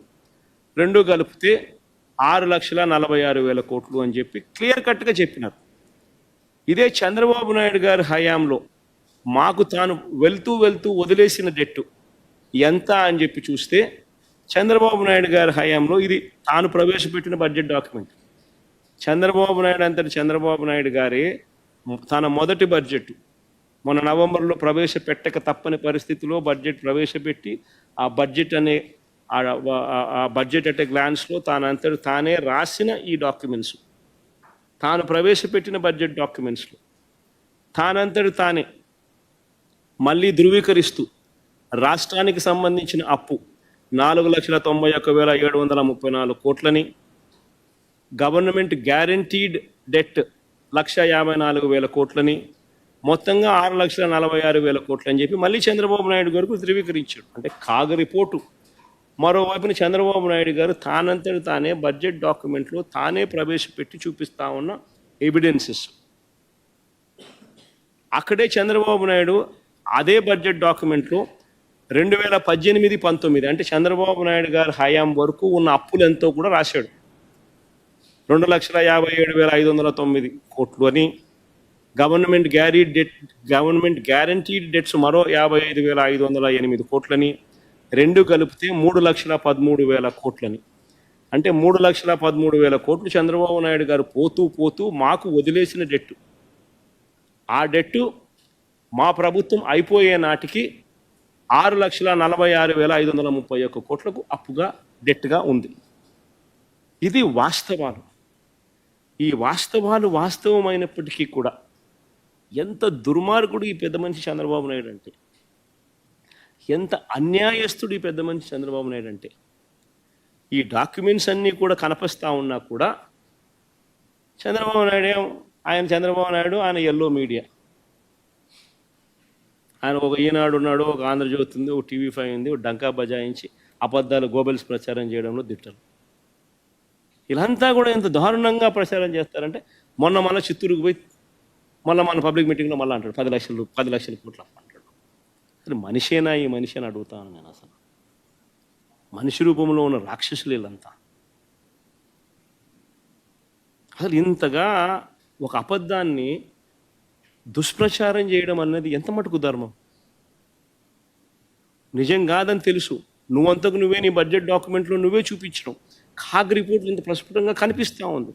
అయినా కూడా ఎందుకు ఒకే అబద్ధాన్ని చెప్పిందే చెప్పి అదే నిజమని చెప్పి, అందుకే నేను సూపర్ 6 సూపర్ 7 చేయడం లేదు అని చెప్పి ప్రజలను మభ్యపెట్టే ప్రయత్నం ఎందుకు చేస్తూ ఉన్నారు? ప్రజలకు లెంపలేసుకో, ప్రజల ముందు గుంజీల్ది లెంపలేసుకొని ప్రజలు ఏమన్నా క్షమిస్తారేమో, ఏదో పెద్ద మనిషి గుంజీలు తీస్తున్నాళ్ళే వదిలేద్దాంలే పాపంలే అని చెప్పి ఏమని అనుకుంటారేమో అని చెప్పి అలాంటి పనులు ఏమీ చేయకుండా అబద్ధాలు చెప్పడము, మళ్ళీ మోసం చేయడము, ఎట్టా అని చెప్పి పిహెచ్డీలు చేయడము, రీసెర్చ్లు చేయడం. ఈ పిహెచ్డీలు రీసెర్చ్లు ఏ లెవెల్లోకి వెళ్ళిపోయినాయనంటే, ఈసారి బడ్జెట్ డాక్యుమెంట్స్ చూసినారా మీరు? నిజంగా చాలా అంటే చాలా విచిత్రంగా కనిపిస్తుంది. ఈసారి బడ్జెట్ డాక్యుమెంట్స్లో బడ్జెట్ ఎట్ ఏ గ్లాన్స్ అనేది లేదు. బడ్జెట్ ఎట్ ఏ గ్లాన్స్లో అప్పుల గురించి ప్రస్తావన లేదు. మామూలుగా బడ్జెట్ ఎట్ ఏ గ్లాన్స్లో ఎవరికైనా కూడా సులభంగా అప్పులు రాష్ట్రానికి ఎంత ఉన్నాయి అనేది బడ్జెట్ ఎట్ ఏ గ్లాన్స్ చూస్తే తెలిసిపోవాలి. దాంట్లో లాస్ట్ 10 సంవత్సరాల బడ్జెట్ నేను చూపిస్తాను. చూపించమో ఒకసారి. Last 10 years budget at a గ్లాన్స్లో ప్రతి సందర్భంలోనూ ఈ మాదిరిగా చూపిస్తారు. పబ్లిక్ డెట్ ఎంత అని చెప్పి 2015-16, 2016-17, 2017-18, ఇంకా బామ్మ 2018-19, 2019-20, 20-21, 21-22, 22-23, 23-24 ప్రతి దాంట్లోనూ కూడా బడ్జెట్ ఎట్ ఏ గ్లాన్స్లో రాష్ట్ర ప్రభుత్వానికి సంబంధించిన అప్పులు ఎంత అని చెప్పి సులభంగా అర్థమయ్యేటట్టుగా ఈ మాదిరిగా ప్రచురణ చేస్తారు. లాస్ట్ ఇయర్ వాళ్ళు కూడా చేసినారు, 2023-24 కూడా కనిపిస్తుంది.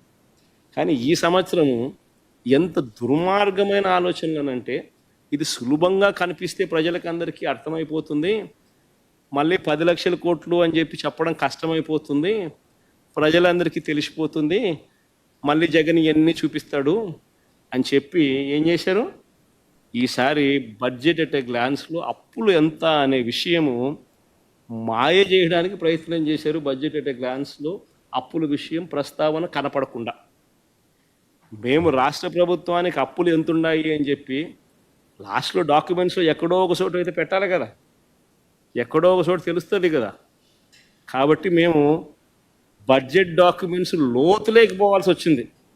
లోతులేకపోయి volume 5 budget document debt and guarantees, volume 2 budget document revenues and receipts, volume 3/5 finance and planning department, ఇన్ని డిపార్ట్మెంట్లన్నీ కూడా కంపైల్ చేసి క్రోడీకరించి రాష్ట్రానికి సంబంధించిన అప్పులు ఎంతున్నాయి అని చెప్పి మేము ప్రజెంటేషన్ చేయగలుగుతా ఉన్నాం. అంటే సామాన్యునికి రాష్ట్రానికి సంబంధించిన బడ్జెట్ విషయాలు, బడ్జెట్ వివరాలు సులభంగా అర్థమయ్యేట్టుగా నీ బడ్జెట్ ప్రవేశపెట్టాల్సింది పోయి, సులభంగా అర్థం కాకూడదు అనే దుర్బుద్ధితో బడ్జెట్ ప్రవేశపెట్టిన పరిస్థితులు మొట్టమొదటిసారిగా చూస్తూ ఉన్నాం. అసలు నిజంగా ఈ పెద్ద మనిషి చంద్రబాబు నాయుడు అనే వ్యక్తి ఎంత దారుణమైన వ్యక్తి అని చెప్పడానికి ఇదో నిదర్శనం.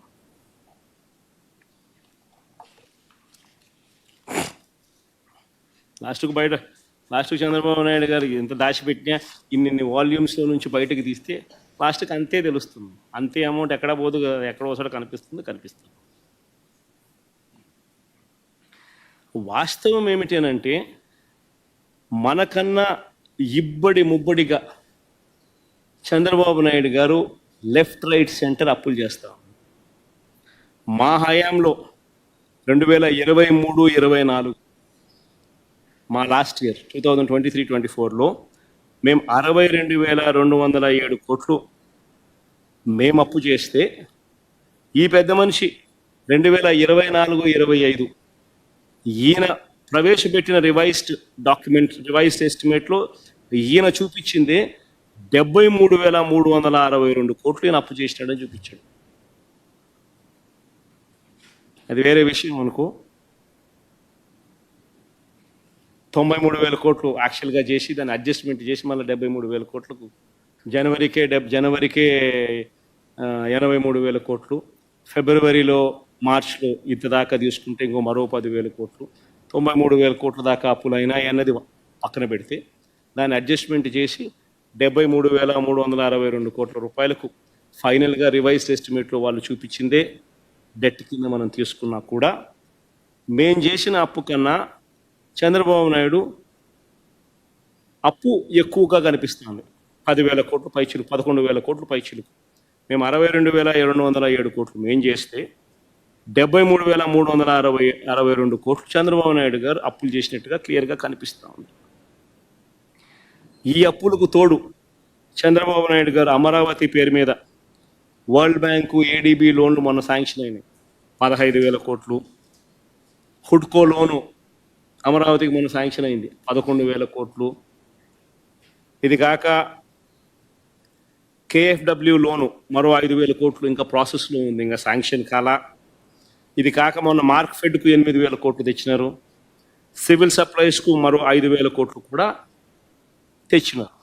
ఇదంతా కూడా మనకు తెలుసు. సో ఈ రకంగా చూసుకుంటే దాదాపుగా ఇప్పుడు ముబ్బడిగా చంద్రబాబు నాయుడు గారి హయాంలో అప్పులు లెఫ్ట్ రైట్ సెంటర్ జరుగుతూ ఉన్నాయి.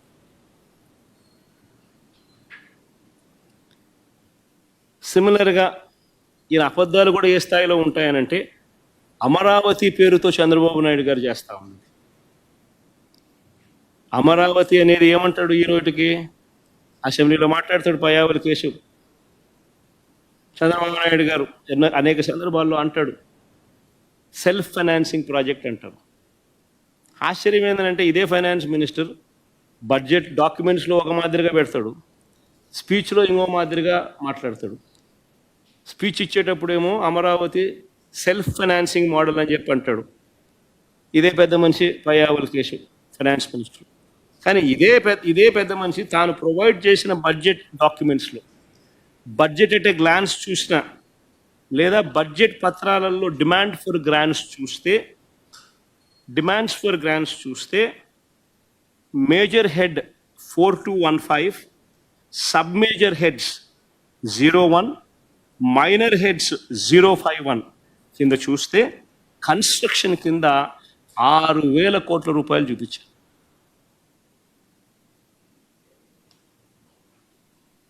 మరి ఎందుకు చంద్రబాబు నాయుడు గారు అనే వ్యక్తి, ఈ ఫైనాన్స్ మినిస్టర్ పయ్యావుల కేశవ్ అనే ఈ వ్యక్తి అమరావతి పేరుతో ఇంత అప్పులు తీసుకొని వచ్చి అమరావతి మీద ఖర్చు పెడుతూ బడ్జెట్లో ఇది చూపిస్తూ ఎందుకు అబద్ధాలు చెప్తా ఉన్నారు? ఇది సెల్ఫ్ సస్టైనింగ్ మోడల్ అని, ఇది రకరకాల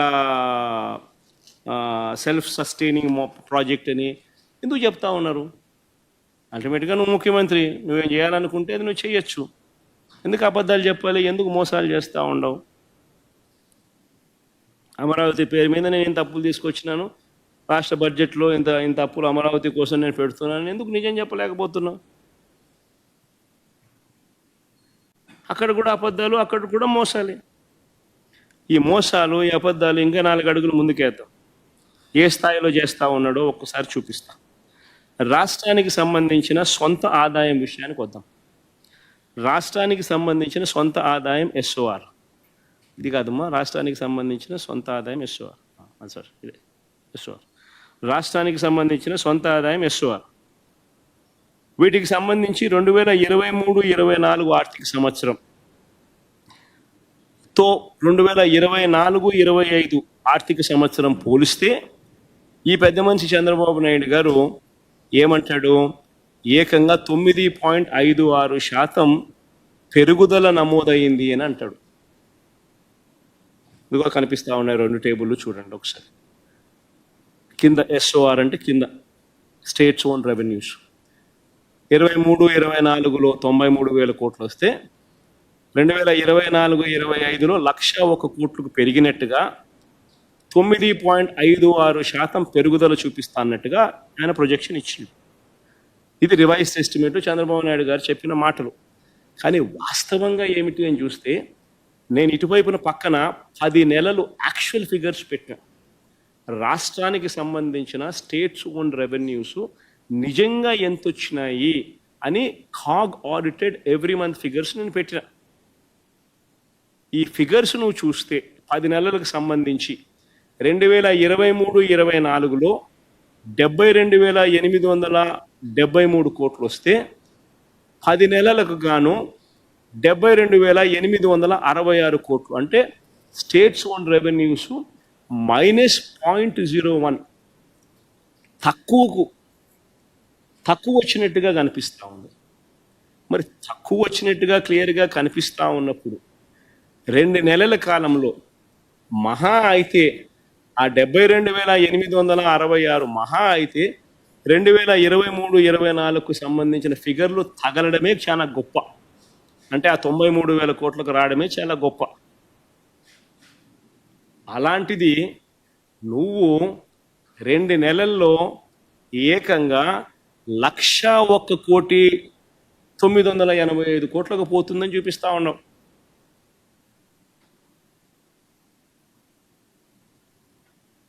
అంతటితో నువ్వు ఆగల.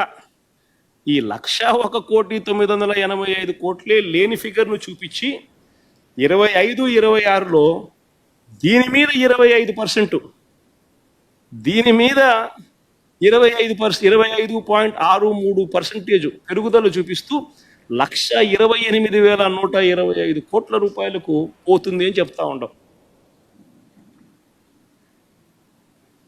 అంటే వాస్తవిక ఫిగర్ నిజంగానే 93,000 కోట్ల ఎనికి బామ్మ, వాస్తవిక ఫిగరు ప్రీవియస్ స్లైడ్కి బామ్మ, వాస్తవిక ఫిగరు 10 నెలల పాటు 2023-24, 2024-25 ఇంచుమించు సమానంగానే ఉన్నాయి.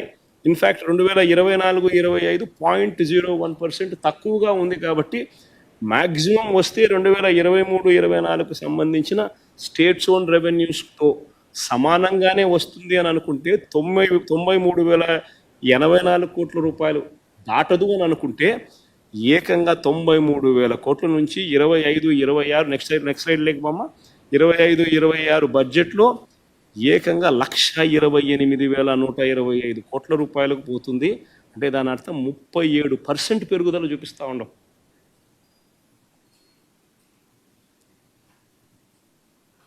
అంటే ఎందుకు ఇంత అబద్ధాలు ఆడుతూ ఉన్నారు, ఎందుకు ఇంత మోసాలు చేస్తూ ఉండాలి?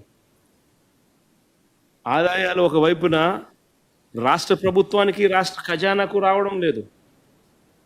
చంద్రబాబు నాయుడు గారి సొంత జోబిలేకి, ఆయన మనుషులు సొంత జోబిలేకి రాష్ట్ర ఖజానాకు సంబంధించిన ఆదాయాలు పోతా ఉన్నాయి. ఇసుక, మద్యం అన్నీ కూడా ఏదైనా గమనించుకోండి, అన్నీ కూడా చంద్రబాబు నాయుడు గారు ఆయన మనుషుల జోబిలేకే డబ్బులు పోతా ఉన్నాయి. కానీ శాండ్, క్వాడ్స్, సిలికా అన్నీ ఏది తీసుకున్నా కూడా ఆయన మనుషుల జోబిల్లోకి డబ్బులు పోతూ ఉన్నాయి. కానీ రాష్ట్ర ఖజానాకు రాని పరిస్థితి కనిపిస్తూ ఉంది.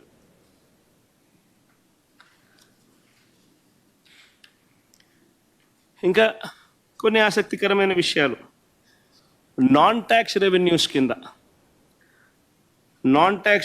కింద మిస్సిలీనియస్ జనరల్ సర్వీసెస్ కింద ఒకటి ఆశ్చర్యకరమైనది ఉంది. 2024-25 రివైజ్డ్ బడ్జెట్ ప్రకారము 226 కోట్లు చూపిస్తా ఉన్నారు. నాన్ ట్యాక్స్ రెవెన్యూస్ కింద మిస్సిలీనియస్ జనరల్ సర్వీసెస్ కింద ఈ ఏడాది, అంటే బడ్జెట్ ప్రవేశపెట్టిన ఈ ఏడాది 2025-26కు సంబంధించి 7,916 కోట్లు చూపిస్తున్నారు. కానీ 2024-25 రివైజ్డ్ ఎస్టిమేట్ల ప్రకారము వీళ్ళే దాన్ని 226 కోట్లుగా చూపిస్తున్నారు 2024-25లో వీళ్ళకు వచ్చేది. అంటే ఏంది మిస్సిలీనియస్ జనరల్ సర్వీసెస్ అంటే ఏంది? ఏ రకంగా ఇది బాదుతున్నారు, ఏ రకంగా బాధపోతా ఉన్నారు? నిజంగా ఆర్థికవేత్తలకు కూడా అర్థం కావడం లేదు.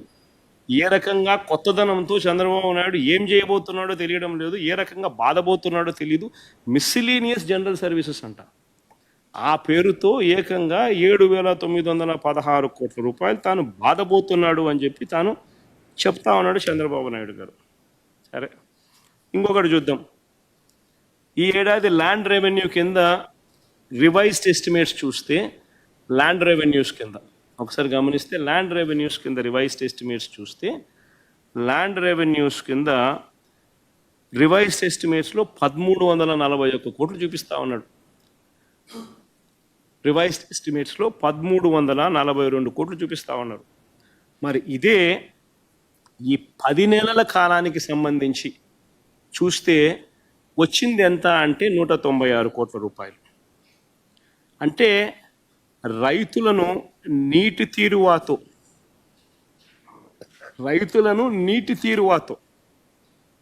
ఈ 2 నెలల్లోనే బాధపోతున్నారు అని చెప్తున్నాడు. అంతే కదా, 10 నెలలకు కలిపి 196 కోట్లు వచ్చింది. మామూలుగా అంతకన్నా ఎక్కువ రాదు. 2023-24లో 52 కోట్లే వచ్చింది. ఆయనకు 196 కోట్లు 10 నెలల్లో వచ్చింది.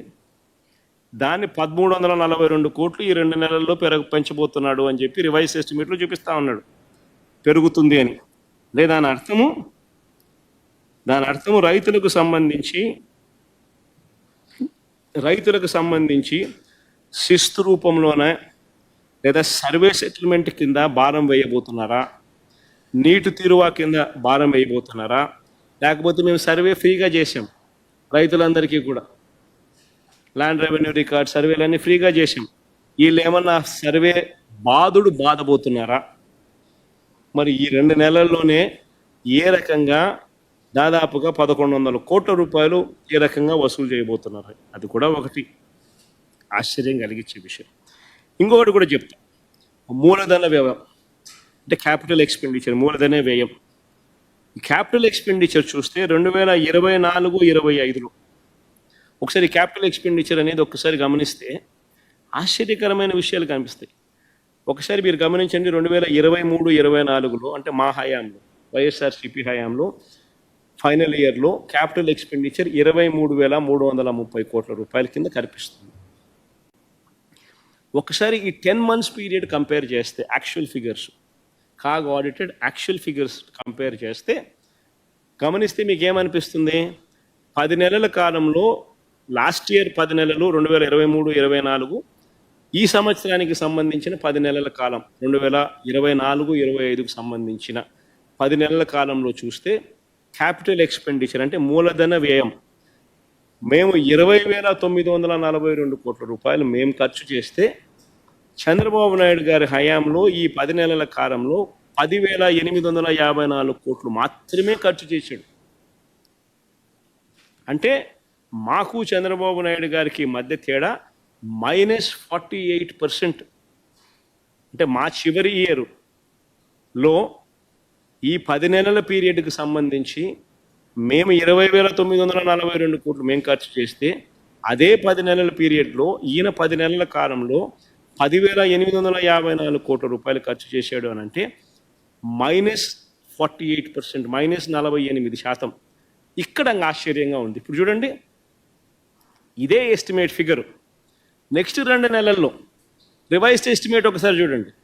నెక్స్ట్ 2 నెలల్లో ఏకంగా 10,854 కోట్లు కాస్త 24,072 కోట్లు చూపిస్తా ఉన్నాడు.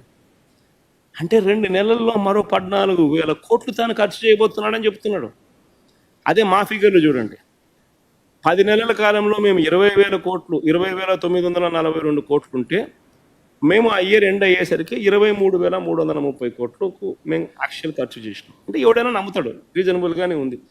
21,000 కోట్లు 10 నెలల్లో చేసినారు, 23,330 కోట్లు సంవత్సరం అయిపోయే లోపల చేయడం అంటే రీజనబుల్గా జరుగుతుంది. కానీ ఏకంగా 10,854 కోట్లు ఏందండి, 24,072 కోట్లు అంటే మాకన్నా 3.18% ఎక్కువగా తాను ఖర్చు చేసినాను అని చెప్పి చూపించడానికి ఏకంగా రివైజ్డ్ ఎస్టిమేట్లో 15,000 కోట్ల రూపాయలు తాను ఖర్చు చేయబోతున్నాడని చూపించాడు. ఇంకా ఆశ్చర్యం ఏంటంటే సార్, 2025-26కు వచ్చేసరికి క్యాపిటల్ ఎక్స్పెండిచరు ఆ 24,000 కాస్త 40,000 కోట్లు ఖర్చు చేస్తామని చూపిస్తున్నారు. అయ్యో చంద్రబాబు, ఏమి స్వామి ఈ లెక్కలు స్వామి, ఏమి స్వామి? ఇంత దారుణంగా చంద్రబాబు నాయుడు అనే వ్యక్తి మోసం చేస్తూ ఉంటే, అబద్ధాలు చెప్తా ఉంటే నేను ఏం చెప్పాలి ఈ మనిషిని?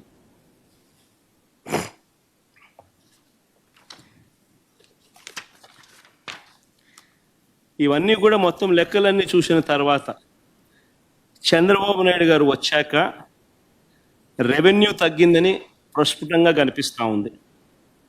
రాష్ట్రం సొంత ఆదాయాలు అంటే ఎస్ఓఆర్లు పెరగలేదు, హుటాహుటిన పెరక్కపోగా హుటాహుటిన మేం చివరి సంవత్సరంలో వచ్చిన దానికి మ్యాచ్ చేస్తే చాలా గగనంగా కనిపిస్తూ ఉంది. అలాగే మూలధన వ్యయం అంటే క్యాపిటల్ ఎక్స్పెండిచర్ గణనీయంగా మేము 23,330 కోట్లు ఖర్చు చేస్తే ఈయన గణనీయంగా దాంట్లో తగ్గుదల కనిపిస్తూ ఉంది. ఇలాంటి పరిస్థితుల నేపథ్యంలో ఈ పెద్ద మనిషి చంద్రబాబు నాయుడు ఏమంటారు తెలుసా? జిఎస్డిపి 12.94% పెరుగుతుంది అని. ఎలా పెరుగుతుంది స్వామి?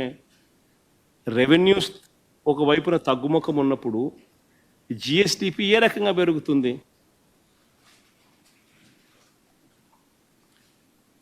ఎలా సాధ్యమవుతుంది? మూలధన వ్యయం ఎస్కలేట్ చేసి 2023-24 కన్నా 3.18% అధికంగా పెంచి చూపిస్తా ఉన్నారు. స్టేట్స్ ఓన్ రెవెన్యూస్ ఎస్కలేట్ చేసి 2023-24 కన్నా 9.5% ఎక్కువగా పెంచి చూపిస్తా ఉన్నారు. వీటి అన్నింటినీ పెంచి ఏకంగా జీడిపిని కూడా జిఎస్డిపిని కూడా ఏకంగా పెంచి 12.94% నమోదవుతుంది అని చెప్పి అది కూడా తప్పుడు లెక్కలు చూపిస్తూ ఉన్నారు. ఈ నేపథ్యంలో 2025-26 అంటే ఇప్పుడు ప్రవేశపెట్టిన ఈ బడ్జెట్ 3,22,359 కోట్ల బడ్జెట్ కూడా ఎలా సాధ్యము? ఇది అంకెల గారడి కాదా? ఇవన్నీ కూడా మోసం కాదా? మళ్ళీ దీన్ని బాహుబలి బడ్జెట్ అనడం మీకు మాత్రమే చెల్లుతుంది.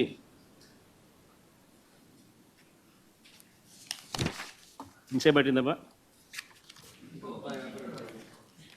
మరి ఈ మేరకు టైం కేటాయించకపోతే, ప్రతిపక్షం అనేది ఈ మేరకు చెప్పలేకపోతే ఈ విషయాలన్నీ ప్రజలకి ఎలా తెలుస్తాయి?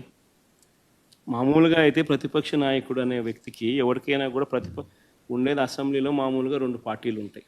ఒకటి అధికార పార్టీ, మరొకటి ప్రతిపక్ష పార్టీ. ప్రతిపక్ష పార్టీని అధికారంలో ఉన్న వాళ్ళు గుర్తించకపోతే, ప్రతిపక్ష పార్టీ ఇవన్నీ చెప్పేటివన్నీ కూడా వాళ్ళు చెప్పలేకపోతే కరెక్షన్స్ ఎక్కడి నుంచి వస్తాయి? అసెంబ్లీ ఎందుకు నడుపుతా ఉన్నాం? ఏం సాధించడం కోసం నడుపుతా ఉన్నాం? ఎవరు కూడా నీకు వ్యతిరేకంగా మాట్లాడకూడదు, ఎవరు కూడా నీకు వ్యతిరేకంగా చెప్పకూడదు. వాళ్ళకు మైక్ ఇవ్వము, మేము 5 నిమిషాలు మాత్రమే మైక్ ఇస్తాం. 175 మందిలో నీకు ఇచ్చినట్టుగా వాళ్ళకి ఇచ్చినట్టుగా నీకు ఒకరికి మైక్ ఇస్తాము. 5 నిమిషాలు నీ టైం కట్ చేస్తాము, నీ మైక్ కట్ చేస్తాము అని అంటే ప్రజలకు ఇవన్నీ కూడా తెలియకూడదు అనే ఉద్దేశంతో అసెంబ్లీ నడుస్తూ ఉంది. కానీ మీ ద్వారా నేను ఏదైతే చెప్పానో ఇంతవరకు ఈ 1.5 hour 2 గంటలు, నాకు తెలియదు ఎన్ని గంటలు ప్రజెంటేషన్ అయిందో, కానీ ప్రతి విషయంలోనూ కూడా ఏది కూడా ఎవరిని కూడా ఊరికే తిట్టల. ప్రతి విషయము ఫ్యాక్ట్స్ అండ్ ఫిగర్స్తో ప్రజెంటేషన్ చేస్తాం. ప్రతి విషయంలోనూ కూడా ఇవి వాస్తవాలు అని చెప్పి నెంబర్స్తో సహా చూపించాం. వీటికి సంబంధించి ఏదైనా సమాధానాలు చెప్పగలిగితే సమాధానాలు వాళ్ళు చెప్పాలి. మీ ద్వారా కనీసం ప్రజలకన్నా ఈ మెసేజ్ పోయి ప్రజలందరికీ కూడా జరుగుతూ ఉన్న ఈ రాష్ట్ర పరిస్థితుల మీద ప్రజలందరికీ కూడా అవగాహన కలగాలి అని రాష్ట్ర బడ్జెట్ మీద, గవర్నర్ ప్రసంగం మీద ఒక ప్రతిపక్ష నాయకుడిగా, ఒక ప్రతిపక్ష పార్టీకి సంబంధించిన నాయకుడిగా ప్రతిపక్షం చేయాల్సిన పాత్ర అసెంబ్లీలో చేయలేని పరిస్థితుల మధ్య మీడియా ద్వారా ప్రజలకు కమ్యూనికేట్ చేసే కార్యక్రమం చేస్తూ ఉన్నాం. స్పీకర్ ఇప్పుడు ఈ అసెంబ్లీలో మీ అసెంబ్లీకి సంబంధించి కానీ బడ్జెట్కి సంబంధించి ప్రభుత్వం 9 నెలల పాలనకు సంబంధించి అనేక వైఫల్యాల గురించి మీరు చెప్తా రావడం జరిగింది సార్ ఇప్పటి వరకు. అయితే నిన్న వచ్చినటువంటి పట్టభద్రుల ఎమ్మెల్సీ ఎన్నికల ఫలితాల్లో టీడీపీ గెలిచింది కాబట్టి ప్రజలకు మా పైన ఇంకా నమ్మకం ఉంది, విశ్వాసం ఉంది, అందుకే ప్రజలు మాకు ఓటు వేసి గెలిపించారని సీఎం చంద్రబాబు చెప్తా ఉన్నారు. రమేష్, ఒకటి ఆశ్చర్యకరం కలిగించే విషయం ఎప్పుడని చెప్తాను. నేను ఎమ్మెల్సీ ఎన్నికల్లో రిగ్గింగ్ చేసేవాడిని ప్రపంచ చరిత్రలో నువ్వు ఎప్పుడైనా చూసినావా అని చెప్తాను. నేనైతే ప్రపంచ చరిత్రలో ఎమ్మెల్సీ ఎన్నికల్లో రిగ్గింగ్ చేసేవాడిని నా ప్రపంచ చరిత్రలో ఎవడు నేను చూడలా. ఒక చంద్రబాబు నాయుడు అనే వ్యక్తి మాత్రమే ఎమ్మెల్సీ ఎన్నికల్లో రిగ్గింగ్ చేసేవాడిని నేను చూసింది. అయినా కానీ శ్రీకాకుళంలో మాస్టర్లు బాగానే బుద్ధి చెప్పారు కదా. శ్రీకాకుళంలో మాస్టర్లు, గవర్నమెంట్ టీచర్లు, ప్రైవేట్ టీచర్లు అందరూ కూడా బాగానే బుద్ధి చెప్పారు కదా, గట్టిగా అర్థమయ్యేట్టుగా చెప్పారు కదా. ఎందుకంటే అక్కడ రిగ్గింగ్ చేయడం కష్టం. టీచర్లు వచ్చి కొట్లాడతారు, ఎందుకంటే వాళ్ళే బూతుల్లో ఏజెంట్లు, వాళ్ళే బూతుల్లో పోలింగ్ ఆఫీసర్లు, టీచర్లే. సో వాళ్ళ ఓట్లు వాళ్ళకి రాకుండా చేసినామని అంటే వాళ్ళంతా ఒప్పుకోరు. కాబట్టి అక్కడ యూనియన్స్ అన్నీ ఉంటాయి కాబట్టి చేయలేకపోయింది. గ్రాడ్యుయేట్ల దగ్గరికి వచ్చేసరికి ఎవడైనా అంతే అన్నట్టుగా అక్కడ కూడా రిగ్గింగ్ చేసినారు.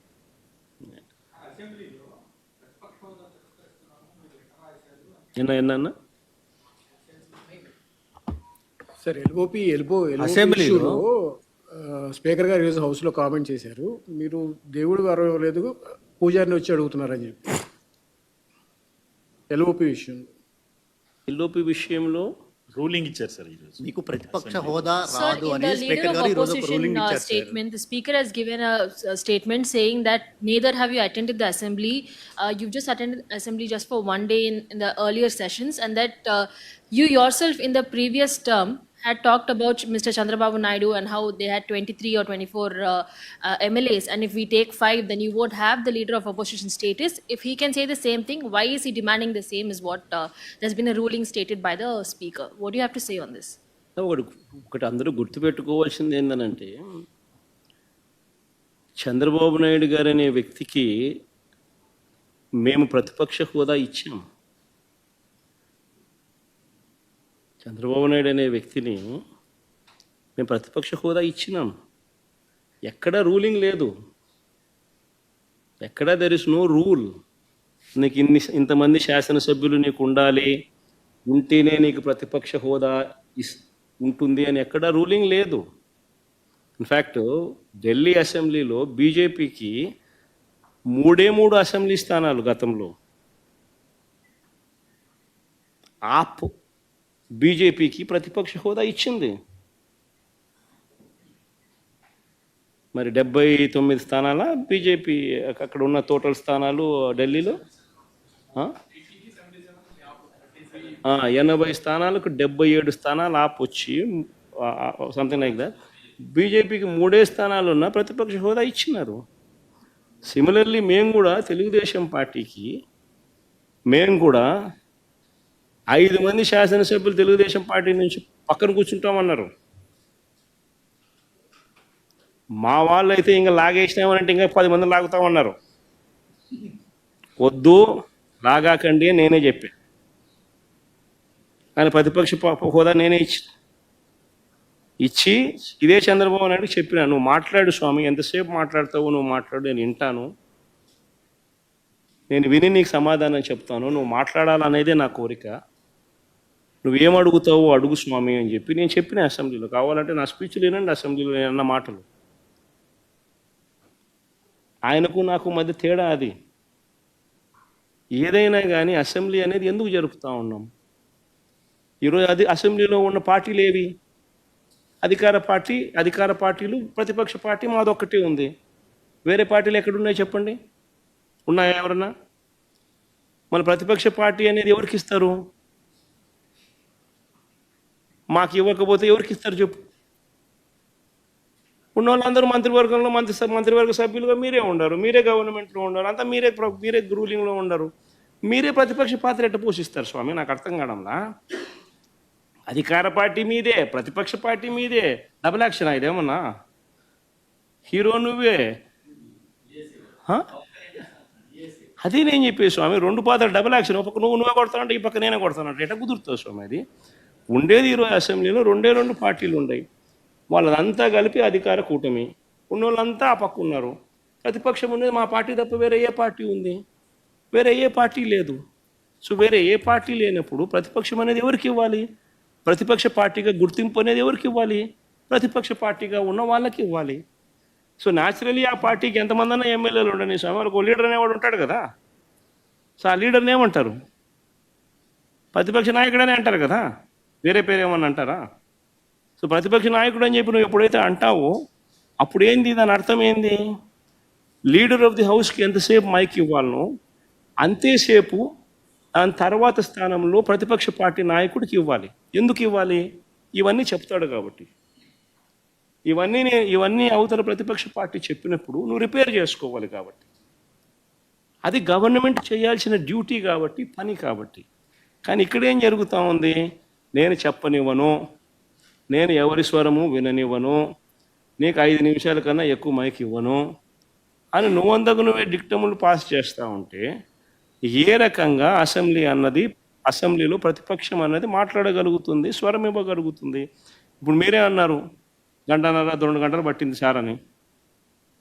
మరి 1.5-2 గంటలు పడుతుంది. మరి ఇవన్నీ నేను మాట్లాడిన మాటల్లో ఏదైనా ఒకటన్నా వేస్ట్ మాట ఏమన్నా ఉందా?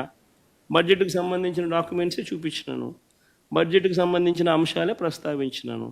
మరి టైం పడుతుంది. మరి ఇంక పట్టకపోయినట్లుంటుంది చెప్పు. మరి వినాలా? అవతలోనికి మైక్ ఇస్తేనే కదా నువ్వు అవతలోడు చెప్పగలుగుతాడు. సార్ మీకు ప్రతిపక్ష హోదా అంశానికి సంబంధించి పవన్ కళ్యాణ్ గారు ఒక కామెంట్ చేశారు. వైఎస్ఆర్ కాంగ్రెస్ పార్టీకి వచ్చినటువంటి ఓట్ల శాతాన్ని, సీట్ల శాతాన్ని బట్టి చూస్తే జర్మనీలో అయితేనే వస్తుంది, ఇక్కడ రాదు, ఇక్కడ 5 ఏళ్ళు రావడం కష్టం అని ఒక విమర్శ చేశారు సార్. ఆ మనిషి కార్పొరేటర్కి ఎక్కువ, ఎమ్మెల్యేకి తక్కువ. జీవితకాలంలో ఇప్పుడు ఎమ్మెల్యే ఒకసారి అయినాడయ్యా.